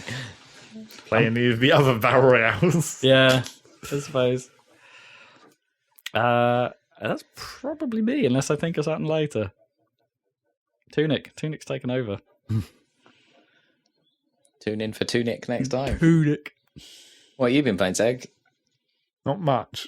I mean, the usuals, and then the only other thing that's been slightly different this week is I went back to Astroneer. There's been a patch relatively recently, but it wasn't really it was only a quality of life patch, really. It wasn't like a content patch or any new mechanics or anything. But I went back in there just mainly to see if I'd even notice, because it made some. The thing about Astroneer is that, like, even at this point, when it's been out for years, it's not like it's even still in early access anymore. But they're still making these, like, what you would imagine to be quite fundamental changes to, like, how the camera controls. Oh, wow. Okay. So I went back in there and I was like, oh yeah, I guess this camera is, like, smoother and doesn't clip through the train as much. And it's just like, why is this now, years after release, we're only getting to this point? But that's just how Astroneer has always been with its patches. It's just like, when it's not content, it's just like, why are we still fixing fundamental things about this game? But so when you say after release, it's like it's no longer early access? No. Like, I mean, it hasn't been for like out. years. Huh. That does seem like an odd... I mean, I guess it's nice that they're looking back at the fundamentals. I mean, I guess it still technically has only just come out on Switch. Maybe that's given them some impetus to fix it up. Yeah, for the console controls probably helps. I mean, has it had any other console releases, or is the... Yeah, I think it's had all of them at this point. Okay. I think. So it's not like console is a new thing to it. No. It's just Switch. Yeah. But yeah, I went back in there and...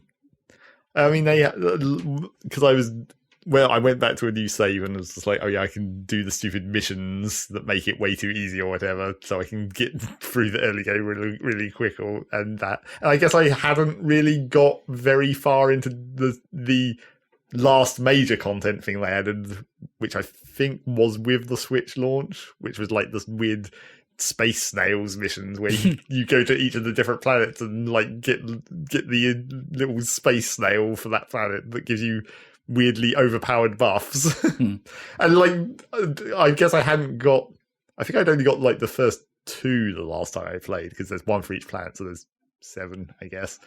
But like, the first 2 seemed overpowered, but then when I got the next 3, I was like, holy shit, these are just way over. These are even more overpowered than those first 2, because the first one from like the first planet that you start on, so it's really easy to get, gives you light.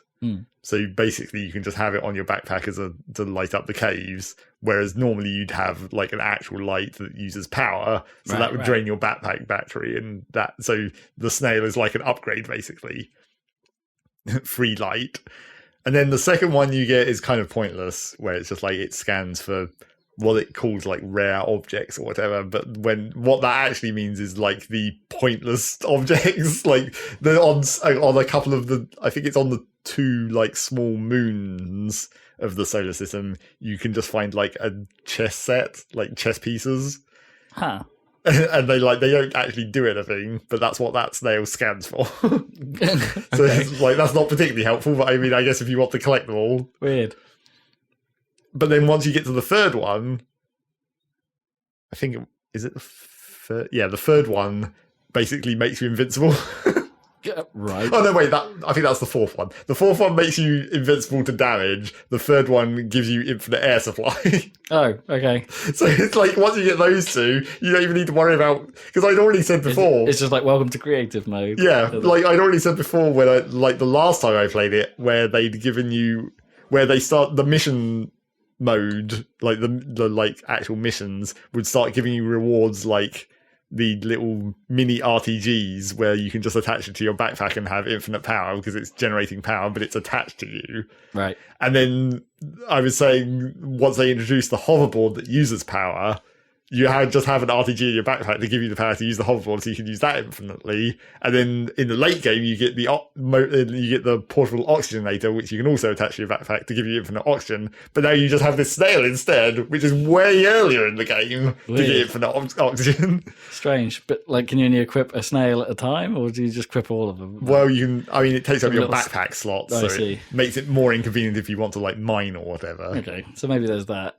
That is that slight balance, and you have to feed the snails seeds, but like it's weird because they have a favorite food that makes the buff last longer, but they will eat just any seed, and every planet just has plants that you can dig up to get seeds all over the place. So it's like it's not even a matter of like you're worried about it running out at an inconvenient time. You're just like, oh, you might not be eating your favorite food, but I'll just shove this random seed into you and it's fine. This is a little bit like materials in the No Man's Sky early game, where yeah, it's just like you're gonna complain at me, but like the stuff's everywhere, so it's fine. Yeah, you're not in actual danger. You're only in fake danger. Fake danger. Yeah. But yeah, it does seem implied peril. The only thing that I'm not entirely sure about the snail system is like how it would work in multiplayer. Because, well, actually, I don't even know how the mission structure would work in multiplayer. Because like the snails do appear in like the mission list. It's just like a subsection, and I don't actually know, but I get the feeling that they might be like the mission list might be server specific rather than player specific. So you might only get one of each snail on the whole server instead of one for each player. Oh, maybe it's kind of hard to tell. That might explain it a little more. Actually, because then it would be more balanced where different people would have one each or whatever. Yeah, different parts of the buff rather than all of them. Yeah, maybe that explains the thinking. Like, I assume they ran the analytics and like, most people are playing this in multiplayer. Yeah, well, maybe. Let's add a system that works for them. But it's kind of hard to tell because the mission list, because the thing about like the mission rewards, which I guess the snails are technically in that system because it deploys the terrarium that you have to put them in. But like when you complete a mission, you go to any of the landing pads in your base and you pop up the mission window, and then when you confirm to get the mission rewards, it just like drops them onto the landing pad. So they are like physical objects that then anyone could pick up. Right. So that sort of implies to me that like if you hit the mission completion to deploy a snail, it should only deploy one. Unless it does account for there being multiplayer and it just drops two at that point, maybe. Yeah, it could do that. So I don't know how that is actually balanced. But yes, the snails seem ridiculously overpowered. Actually, I think probably the most overpowered one is actually the one that makes you not take damage. Because there's a lot of times where you'll just die from like full damage because you can't fall nearly as far as you think in that game, and you just instantly die, and it's very annoying, especially if you're in a cave and you're just like, oh, I accidentally mined down to the next layer of cave and it was just a big drop. The classic Minecraft problem. Yeah. You fell and died, and then that's super annoying because then you have to go get your stuff back. And if, for example, you had like an extra oxygen supply or an RTG or whatever on your backpack, and then you sworn you don't have those any longer, it's like a super pain in the ass to actually even get back to your backpack to get the stuff, especially if you had, say, the one that gives you infinite oxygen and then you hadn't been laying down a tether line because you didn't need to. Right. And then you're like, now I have to go somewhere where there's not any fucking oxygen for me to get there. I've suddenly got to build all this extra supply equipment just to get my Uber. Just to do a corpse run. Yeah, it's slightly annoying. And very annoying if it is a situation where you fell down into a big cave that you've never been into, because then you're like, oh well, now not only do I have to tether the oxygen down there, I also have to like build a ramp to even get down to where my corpse is. So yeah, being invincible kind of helps. Although I suppose it wouldn't really help you if you fell into a big hole. You would die, but then you would still have to get out somehow. Yeah, Probably better than dying. Yeah, slightly. And you can always find seeds. slightly better. You can always find seeds to keep the snail up in the caves. Dig up random plants. Because the thing about the plants is like the plants are the actual danger in that game, because they attack you basically. So if it's not full damage, it's plant attacks that are going to kill you. But then that's the source of the seeds. Just dig up the plants, get the seeds and shove them in.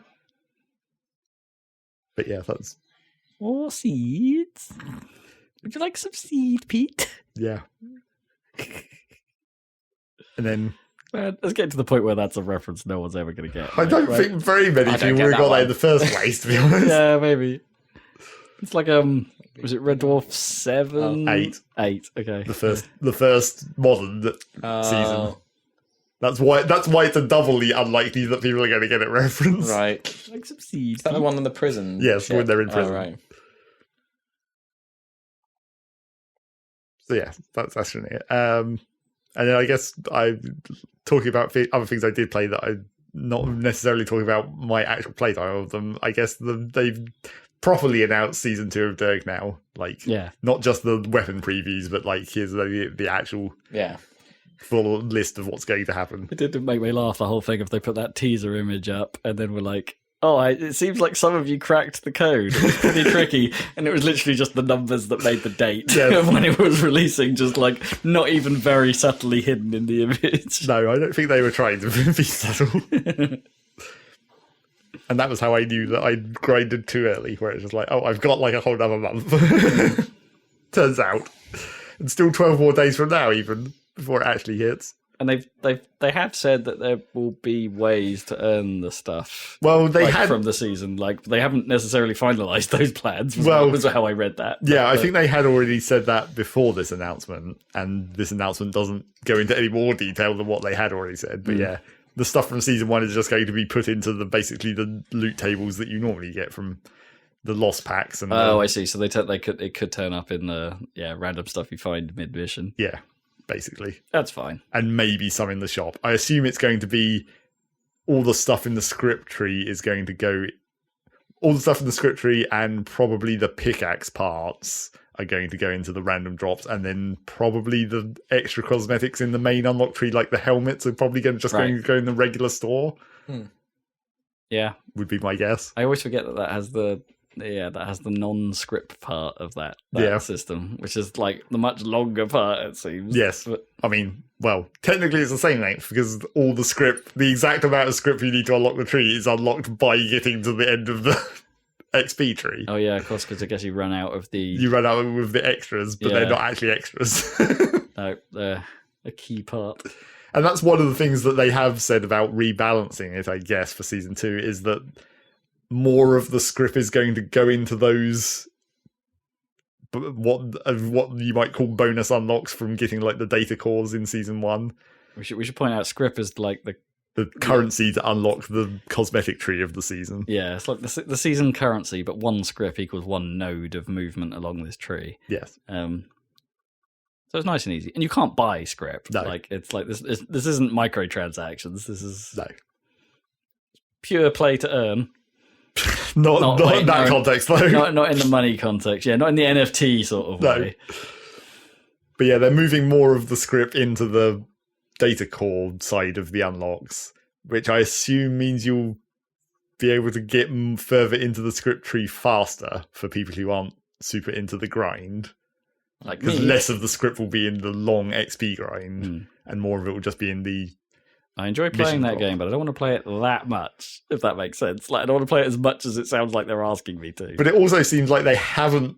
Well, from the brief screenshots you see in that trailer of the Season 2 menu, it's still a 5,000 XP per level. They could potentially have changed the algorithm that converts regular XP into Season XP to make that faster, but the number is still the same. So maybe the grind is still going to be as slow. Just you'll be able to get more of the script stuff earlier on, possibly. Maybe, yeah. Maybe. And then weirdly, they're not related to the season. They're also introducing a separate mineable material that you can use to buy cosmetics in the store instead of the money and other materials. Gold. Oh. Which I don't really understand. Because they position it as like, we want you to be able to buy cosmetics, but we know that, especially in the early game, you're saving up your resources to buy the actual like weapon upgrades and shit. Guns and stuff. So now we're just going to introduce this alternate recipe. The thing is that, like, in the store, you'll be able to have the choice to be able to pay with the new thing or the old way. But I don't see the reason for keeping the old way, because the only reason to have that new resource is to buy the cosmetics, so you're just going to acquire that resource over time anyway. Well, but then don't you get to the point like where I guess you're at, where you're just like making gold that you can't spend on anything, so like the ability to spend your gold and other stuff on cosmetics is... But you can spend the cosmetic material on even less, because you can only spend it on cosmetics. Yeah. I know like, technically, I do still have things that I can buy. Like, I haven't unlocked every weapon node on the weapon upgrades, because I just picked the ones that I wanted. I never unlocked the other ones. Sure, yeah. So I don't see the reason to keep the old payment system if you're introducing this whole new currency to encourage people to buy the cosmetics. Well, maybe they're a bit like me in that they don't play every class. They play a class, and they get what they will like out of that, and then they don't really need the cash for anything else. Like, so it's like, I'm going to spend my actual cash on more cosmetics and also spend my... But that's what I'm saying. There's giving consumers choice, man. But there's no reason to, because you'll be getting this cosmetic material... Depends how much you're getting. Well, like, I mean, I guess. Depends on the rates. But if you're building up a big pile of this cosmetic mineral that you literally can't use for anything else, you might as well only use it to buy the cosmetics. Well, yeah. I mean, that's what it's for. But yeah. I'm surprised. Just have to see how that shakes out. I don't mind that it's a choice. Well, I mean, sure. It doesn't make any difference. No, it doesn't matter that it's a choice. And they've also given you a choice on the forge as well. When you get the bonus, once you forge, like, it's 5 things. If you forge 5 things, you get that bonus score. Now you can choose one of 2 classes for that bonus score. Oh, so it's not a full choice. It's like, you still might not actually get either of the classes that you're playing. Still 50-50. Yeah. But you at least do get somewhat of a choice. Something. But yeah, I don't know. Season 2 is... I'm not sure about the new event. They haven't really gone into it much. Like, it's another machine thing, obviously, because that's the rivals. Yes. But it's another hacking thing, but it sounds like it's more time limited. Like, you actually have to do it within a time limit. I'm not sure if that's going to have like a fail state or whether it's like a restart maybe. Oh, interesting. I bet it'll be a fail state. I mean, it could be, but that would be weird. I mean, it'll be weird for them, but kind of interesting because they've not really done that, like, other than like the escape. Yeah. I mean, the escape from the caves and stuff like that hasn't really been a fail state in these. Oh, and dying, of course. Well, yes, obviously. Well, that's part of the escape, really. Yeah. Dying and not making it. But yeah, I'm like... Why not dying? And then the new enemy that they seem to make a big deal about is just like another goddamn thing that grabs you.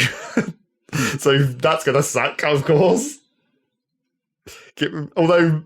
I mean, they always catch us out, right? Well, I mean, at least in this case, it does seem to be like a giant glowing robot, which maybe makes it a bit more obvious that it's coming. Because the cave leeches are like practically invisible. Invisible, yeah, because they're often like miles up in the ceiling, in a dark part of the cave.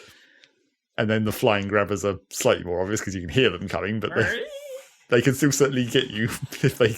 The flying grabbers aren't nearly so bad. No, I did have a situation when I was playing the other day where I walked around a corner and I must have walked into it as it spawned because I just went whap and it just grabbed me instantly. There was no noise or anything, which was very annoying. I haven't seen. Actually, that's a good point. I haven't seen any reference to cave leeches in the Deep Rock board game that hopefully I'll be receiving in December. I backed a Kickstarter. It's the only Kickstarter I've ever backed. But this Deep Rock board game looks badass. Is that true? Have you never backed anything? I thought about it several times, but I never actually went in. But the Deep Rock board game looks cool. Looks really cool. I'm sure that'd be a success. It's co-op. We don't have to fight each other. We can go as dwarves together. I like co-op. Leave no dwarf behind. Leave no dwarf behind. God damn it! There's a pebble in my boot. That mean if there's a new mineral, does that mean there's new silly stuff they say if I laser it? Yes, if you tag it, hopefully. Fantastic. One of my favourite things about that game was just it's the thing that it almost makes the whole game for me. Is just the fact it's just the dwarf personalities. It's great. It sucks that when you're playing in single player and it doesn't work. Because you're ordering Bosco to do things, right. Not just like randomly saying mushroom or whatever. Bulu cap. I'm particularly fond of Bulu caps. You can't entertain yourself by spamming it. Start that. Although if you rock and stone, Bosco also salutes. Oh, sweet. Which is nice.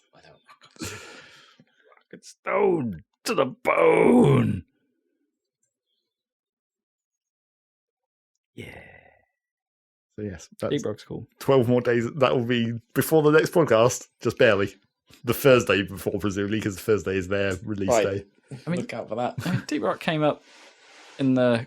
I mean, it's not really big news. I intentionally didn't mention it, but it sort of came up in the conversation that apparently the Oddworld developers brought up about being on PS Plus. Right. Oh, yeah. Because the Soulstorm came out on PS5, and I think it launched on PS Plus.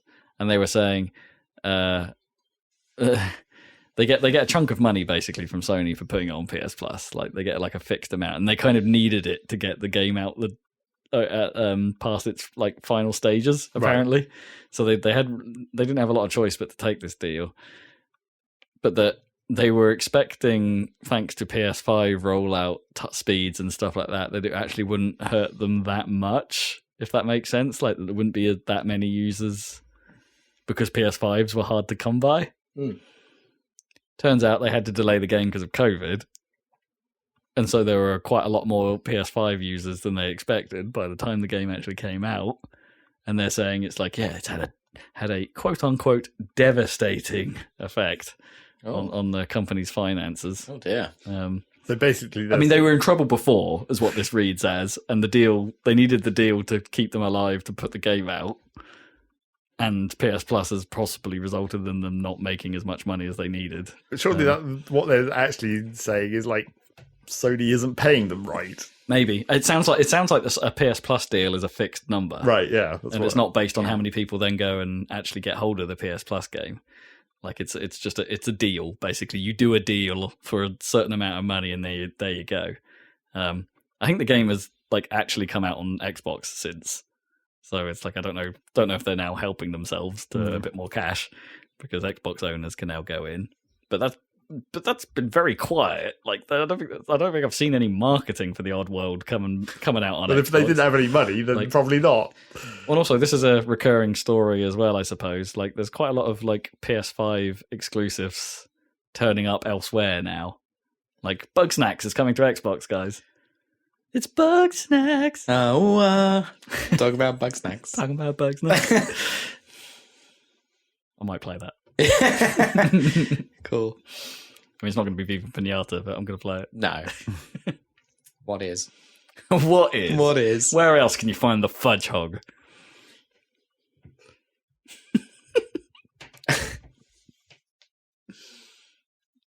We need to organise a happy salad trip to the cinema, I think. Go see Sonic the Hedgehog 2. Sonic the Hedgehog 2. Or we just wait for the DVD and we just watch it at Christmas or whatever. Maybe watch for Netflix. That one. Sonic the Hedgehog 2, guys. I kind of want to watch the fucking Matrix Resurrections with you guys. I think it was a similar level of stupid as Sonic the Hedgehog 2, probably. I mean, maybe. I mean, have you already seen it? No, I haven't seen it. Oh, you haven't seen it? Okay. No. I was like, I remember us talking about it on the cast. Yeah. And I assumed you'd already seen it. No, yeah, I think it's. Yeah, it's available for rent on streaming platforms. Right. Yeah. But we have to bingo whether Knuckles says "oh no." That's the question. Oh no! Oh no! It's the kind of reference that they don't really do though. Or if Eggman's power is failing at any point. Although, as we previously discovered at the time when we tried to go back through our videos and find him saying that, maybe that's just not actually. No, maybe that's right. a Mandela effect, and Rob has just completely misremembered that line. Yeah, I think it's likely. Like, oh no, my power is failing. Yeah, we couldn't figure it out. Or maybe, like, I did wonder if it was like maybe we got confused and that it was like a Sonic Adventure 2 thing, but. Well, no, because that's what we ended up looking at, right? Because we were looking at the Eggman stages in Sonic Adventure 2 with the mech when he gets hit. Yeah, we did, and we went through our video as well. Yeah. All Sonic Adventure and tried to find it. We couldn't. My power is failing. I found a great YouTube channel which I thought was like Sonic Adventure redubbed cutscenes, but I think it's actually Machinima. Like he's doing Sonic Adventure cutscene in the style with him doing the voices, but he's making unique. I thought Machinima was like a bigger brand than just a dude. No, I just meant The concept. the concept. Like I think he's actually hacked the game and is making new cutscenes. Yeah, I in think this- I've seen those, and I think I've seen the redubbed ones as well. Right, yeah. The redubbed ones can be pretty funny. Yeah. The one I Are saw people the still one. talking over each other? Yes, they've emulated it pretty well. Fantastic. The one I saw was from Sonic Heroes at the start of the stupid power plant level, where they say it's like, "Oh, this is Eggman's NFT power plant. This is where he generates all the power to mine his NFTs. Nothing but monkeys. It's one whole city to just mine NFTs." Sounds like an Eggman style plan. Yeah, I mean, pretty much. Yeah.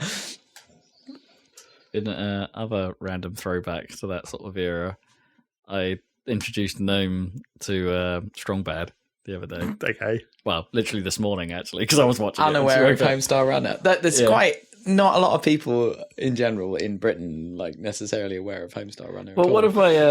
of my colleagues was wearing a Strong Bad t-shirt Right. the other day, and I'm like, oh! Yeah. And I asked him what he thought about Laserdisc, and he didn't get it at all. That's a Still a shame. slightly obscure Strong Bad That's a reference. deep cut, yeah. But Everything's better on Laserdisc. Did you see there was a new Strong Bad email like the other day? Yes, I've watched it. Yeah. It was pretty good as It well. wasn't bad. I like the because it was that Homestar's doing a hubbub, right? One man Oh, hubbub. yeah. It could be a one-man hubbub. That could be a one man hubbub. I mean, clearly, Hondas of Warrington. Yeah. clearly, if we want to get into our deep references, you need to introduce Gnome to Eskimo Bob.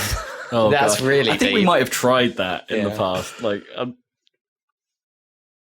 It's like that old. that's almost YouTube poop levels. of Yeah, it. it basically is. Basically, yeah. And we know how she feels about YouTube poop. Well, sure. I mean, it is slightly more structured than the YouTube. Only slightly. And it's also like, it's meant to be like that. It's not just, it's not spliced together from Right, a random other yeah, video. Is that the null? No, what is it? No, it's No, the that's- walrus that's- or something. Eskimo Bob. I mean, Bob He does goes, it. Yeah, he goes, Oh yeah, I'm thinking of who's the really aggressive thing that just Fish in a murders spaceship. everyone. I'm a fish in a spaceship. I'm sure there's isn't there just a sea creature that just murders? Like one of the walrus. Or Yeah, something. something Just like a walrus. I can't remember. Eskimo Bob.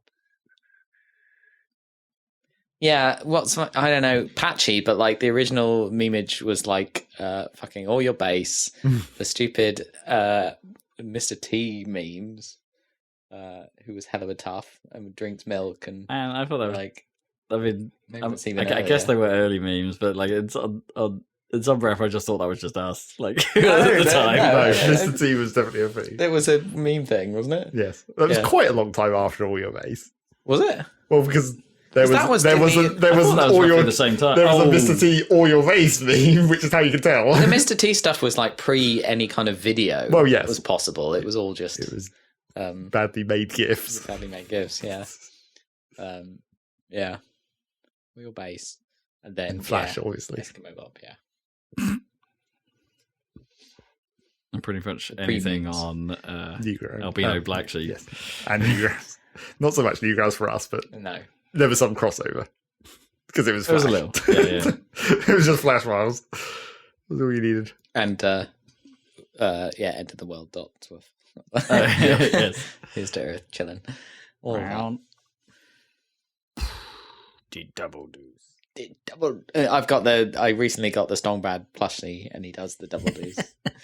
I mean, it's such an early one, isn't it? Like the double do's. It's pretty early one, yeah. And Steiny get me a Danish. I didn't realise was so early. It doesn't have that. I was very disappointed. It doesn't have Steiny, get me a Danish.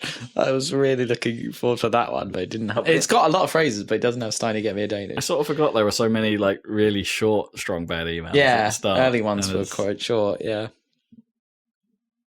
Come on, football cards. It's the get up noise. Football cards, yes. Come on, football cards. Oh, I forgot about football cards. Yeah, that was like super early, wasn't it? Although, but then Pretty was the early, song early? Or was Well, it the song part came later, yes. Come A little bit later. Here we go. They're to the limit. The cheat is to the limit. Football cards. Yeah. Still somehow sort of going. Not really, but sort of. Yeah. I like the kind of period where they were on YouTube and they just did the voice and just did the Strongbad did the art lessons or whatever. They were quite good. What were they called? Did you see those ones? No, they were I don't literal remember what because they were. it just had a big, boxing glove hand with a dry wiper so it's a razor. proper camera. Yeah. But with the voice or whatever. Yeah. Not quite Puffet Strongbad, though. No. Man, it's one of the. It's strange that it's persisting, isn't it? In a way, because it's like it's almost brilliantly written. It's genuinely very funny stuff. almost nothing from that era. No, Especially of Flashland is still about. Like not even Weeble stuff survived. Right? No. And that was almost the zenith of that period, right? Yeah, I don't know. Nothing can quite touch Homestar Runner. I don't think it has its own sort of self-contained Looney Tunes world thing going on that nothing else quite has. I'm the monkey. I could go anywhere. Some of that Weevil and Bob stuff was amazing, though. Some of it. It didn't land nearly as well as Homestar in most of the time, I don't think. No. And then it went into kind of salad fingers. And Yeah, they just got weird. Yeah. I still think of badges. Because I work for a company called that. So we're referred to as badges. So Magical Trevor is still great. The crab song is still great. Only the first time though. That was Yeah, their the fact actual that they problem. looped, They yeah. kept, well, not that they looped. The returns. Yeah, the problem was when they the tried to returns. reuse the joke essentially. Yeah, they did that way too much. It was like a football World Cup version of badges. Wasn't it? Oh yeah, but that was fine. Yeah, I guess. It was just those things were so short that a little remix was okay. I didn't do those that often. Didn't he end up doing an Anchor Butter advert? Yeah, he did. Weevil and Bob ended up as Anchor Spreadable, I think, or something. Yeah. Or Anchor. Yeah, maybe it was Anchor Butter. Yeah. Anchor Buttery. I can't believe it's not Anchor Butter. I don't know, something like that. I'm sure he's probably doing fine. He's probably got like a proper marketing gig now. Oh, yeah, probably.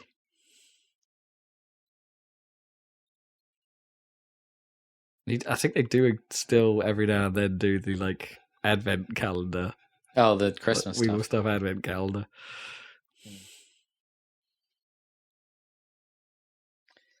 But now it's all YouTube as far as the eye can see. It's all like For buy better- our fucking water bottles at lttstore.com or whatever the fuck it is.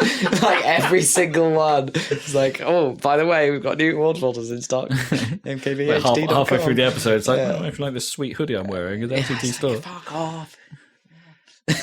So I mean, it's That's all- how they yeah. make their money. But there you go. you get 2 minutes into the vid, and then it's like, but first, a word from our sponsor. That Well, lasts another 5 minutes. Like, how did Homestar Runner even happen? How did that? I guess they sold merch, Yeah. but you have to be really good to make enough money out of merch. But I yeah, guess I mean, they were. that must have been Yeah. quite a long way into the lifespan Yes, of it Homestar was. Runner Yeah. before. There's no adverts in Homestar Runner. Like, No, he was doing it for the love. Yeah, man. exactly. There was the Flash age where you could just make Yeah. shit like that He pretty was, he was easily. like us. He did it for the love. yeah. But that must have taken a great deal of effort to make those cartoons. Oh yeah. To say the least. I'm still extremely annoyed by, speaking of the advert situation on YouTube, I'm still super annoyed that like it can't, I don't think it is intentional necessarily, but the way that in the natural flow of how people always do short intro, advert, and then the actual video, how the advert always lines up with the YouTube thumbnail preview. So if you hover over to try and see what the video is showing, it's actually just showing the advert part. Yeah, you see the sponsor segment. It's like, that's not that. Is that just a coincidence, or is that actually intentional? Unless you've got one of those new thumbnails that YouTube does. Oh god, I hate those. Where they're actually just playing the video. Yeah. And it's not actually skipping ahead, it's just playing from the start. Also, how many times you turn off autoplay in 15 different places, it still wants to fucking autoplay or like play on. Yeah, that's what autoplay is. But like, it's not quite the same. Auto preview, and then there's and then there's the infinite play mode, and it's like they always try and turn it back on no matter what you do. No, I haven't had that come back on for a long time. I think my one finally succeeded in sticking. Yeah, but those new thumbnail preview videos are bad. Like, if you want to see the video, just fucking click on the video. Don't play it in a weird thumbnail preview when you mouse over it. Yeah. Also, just to be sound. Yeah, and also just. Oh, really? Mine don't play with sound. That's like a new thing on one of the platforms I use YouTube on, which I immediately turned off. It's like, now previews play with sound. Oh yeah, because that always used to bother me about. Was it Netflix or one of them Netflix where you'd click around and it would always play a bit of sound, and it's like turn that off immediately. I turned off all the previews for Netflix immediately. Yeah. And also, you can though, luckily, still, thank God. And also, just to make those YouTube previews even more annoying, they go into your history. Wait, what? Really? Yep. If you've moused over one of those videos for too long, that goes into your history. Or it did right at the start. Maybe they've changed that, but I turned it off immediately. Well, on the app, you can watch the entire video with subtitles just in the thing, without pressing on it, just in the timeline. Like what? Yeah, because it'll detect that you're looking. Well, and this is my iOS app. Is it running it a bit like TikTok or something? It just plays. It starts playing it immediately, and then it automatically, even without sound, it all has the subtitles on. So you can end up and then if you click on the video and you're halfway through it, it'll play from where you are, so you don't lose your place. But basically, you've previewed, like, you can watch whole videos without even clicking on it. It's just weird. Yeah, it's just weird. That was almost Chance the Rapper there. But yes, luckily you can just still turn that off. I mean, I guess it is useful in some ways sometimes to make sure you're seeing the right thing, but that's what the original mouse over thumbnail that only plays the adverts was for. Now I get like the mini player, and then I occasionally get like, you can't use a mini player when it's like content for kids, and it's like, I didn't want a mini player in the first place. Go away. You know, where it's like dot to the side of the screen, like picture. Whenever that turns up, I'm just like, how did I even make that happen? Exactly, it's disappeared. What did I press? Yeah. Press the accidental not full screen button. Yeah. I always use the cinema mode thing. Oh yeah, I use that a lot. I don't know. I kind of wish I could set that as like, please default. Make this the default. Yeah. Because it never remembers it. And also like minimize the live chat, because why is that even there? Yeah, like replays of live chats. Yeah, replays. Oh man, YouTube, what a weird platform. Absolutely insane technology that they can just stream any video instantly, like at high quality. Oh, it's ridiculous. Can you imagine the engineering behind that?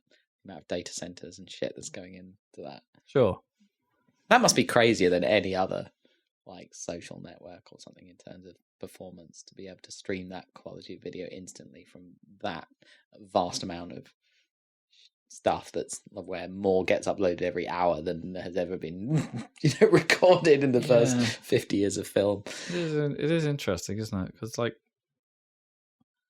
unless they literally just take the approach of like, we're putting everything on a CDN or whatever.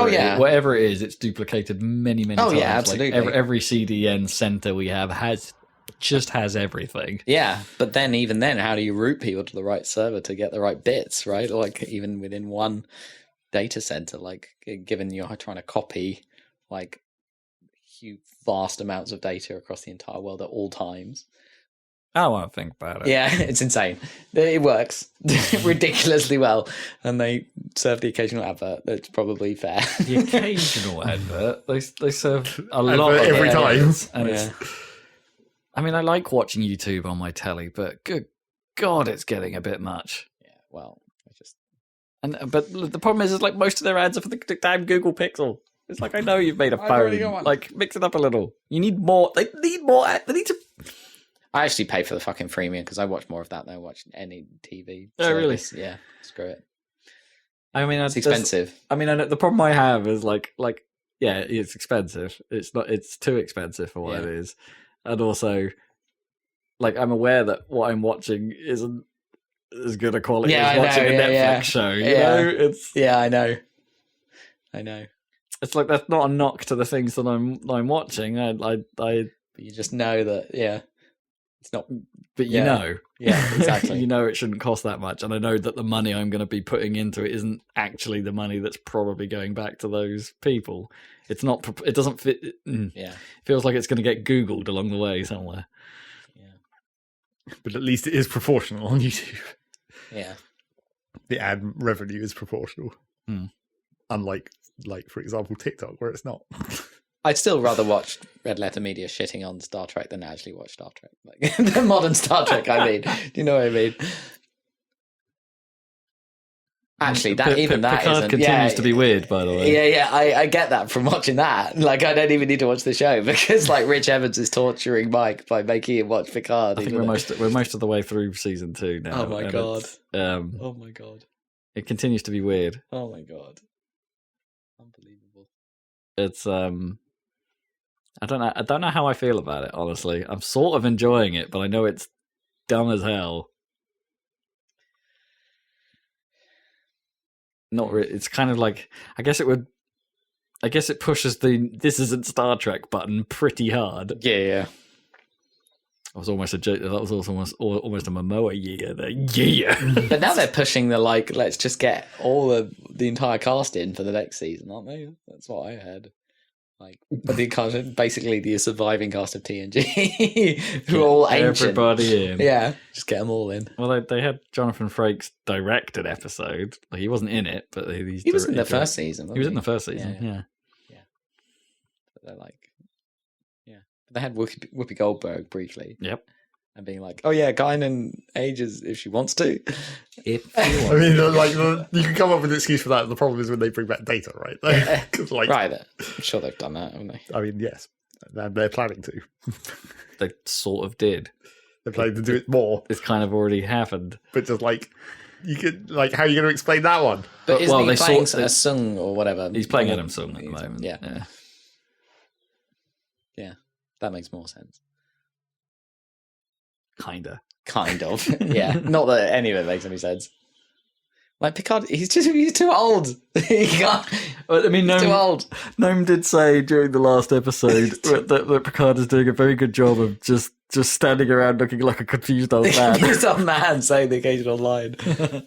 Like, slightly more convincing than Bruce Willis. But at least Bruce Willis has got an excuse. Like, poor guy, he's got, like, some kind of dementia or something. Does he? Yeah, he's retiring, yeah. He's announced. Huh. Yeah. Has he been in anything recently? He's been making, like, this was another Red Letter Media thing, which is quite interesting, but he's been making as many shit movies as he can as fast as possible and cashing as many checks as he can before he retires, basically. Huh. Yeah. Savvy. Yeah.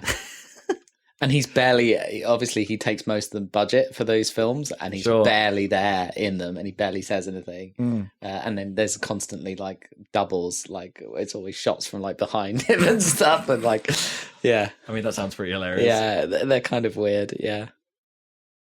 But it was the fact that he was being fed lines quite clearly through an earpiece, which is in shot quite a lot. He's like, wait, what? Yeah. But he's not even really. No, but that might be because he's got dementia, right? Oh, of course. So, so he maybe can't remember his lines. Wow. So it's like it's like a weird thing. Hopefully he's all right.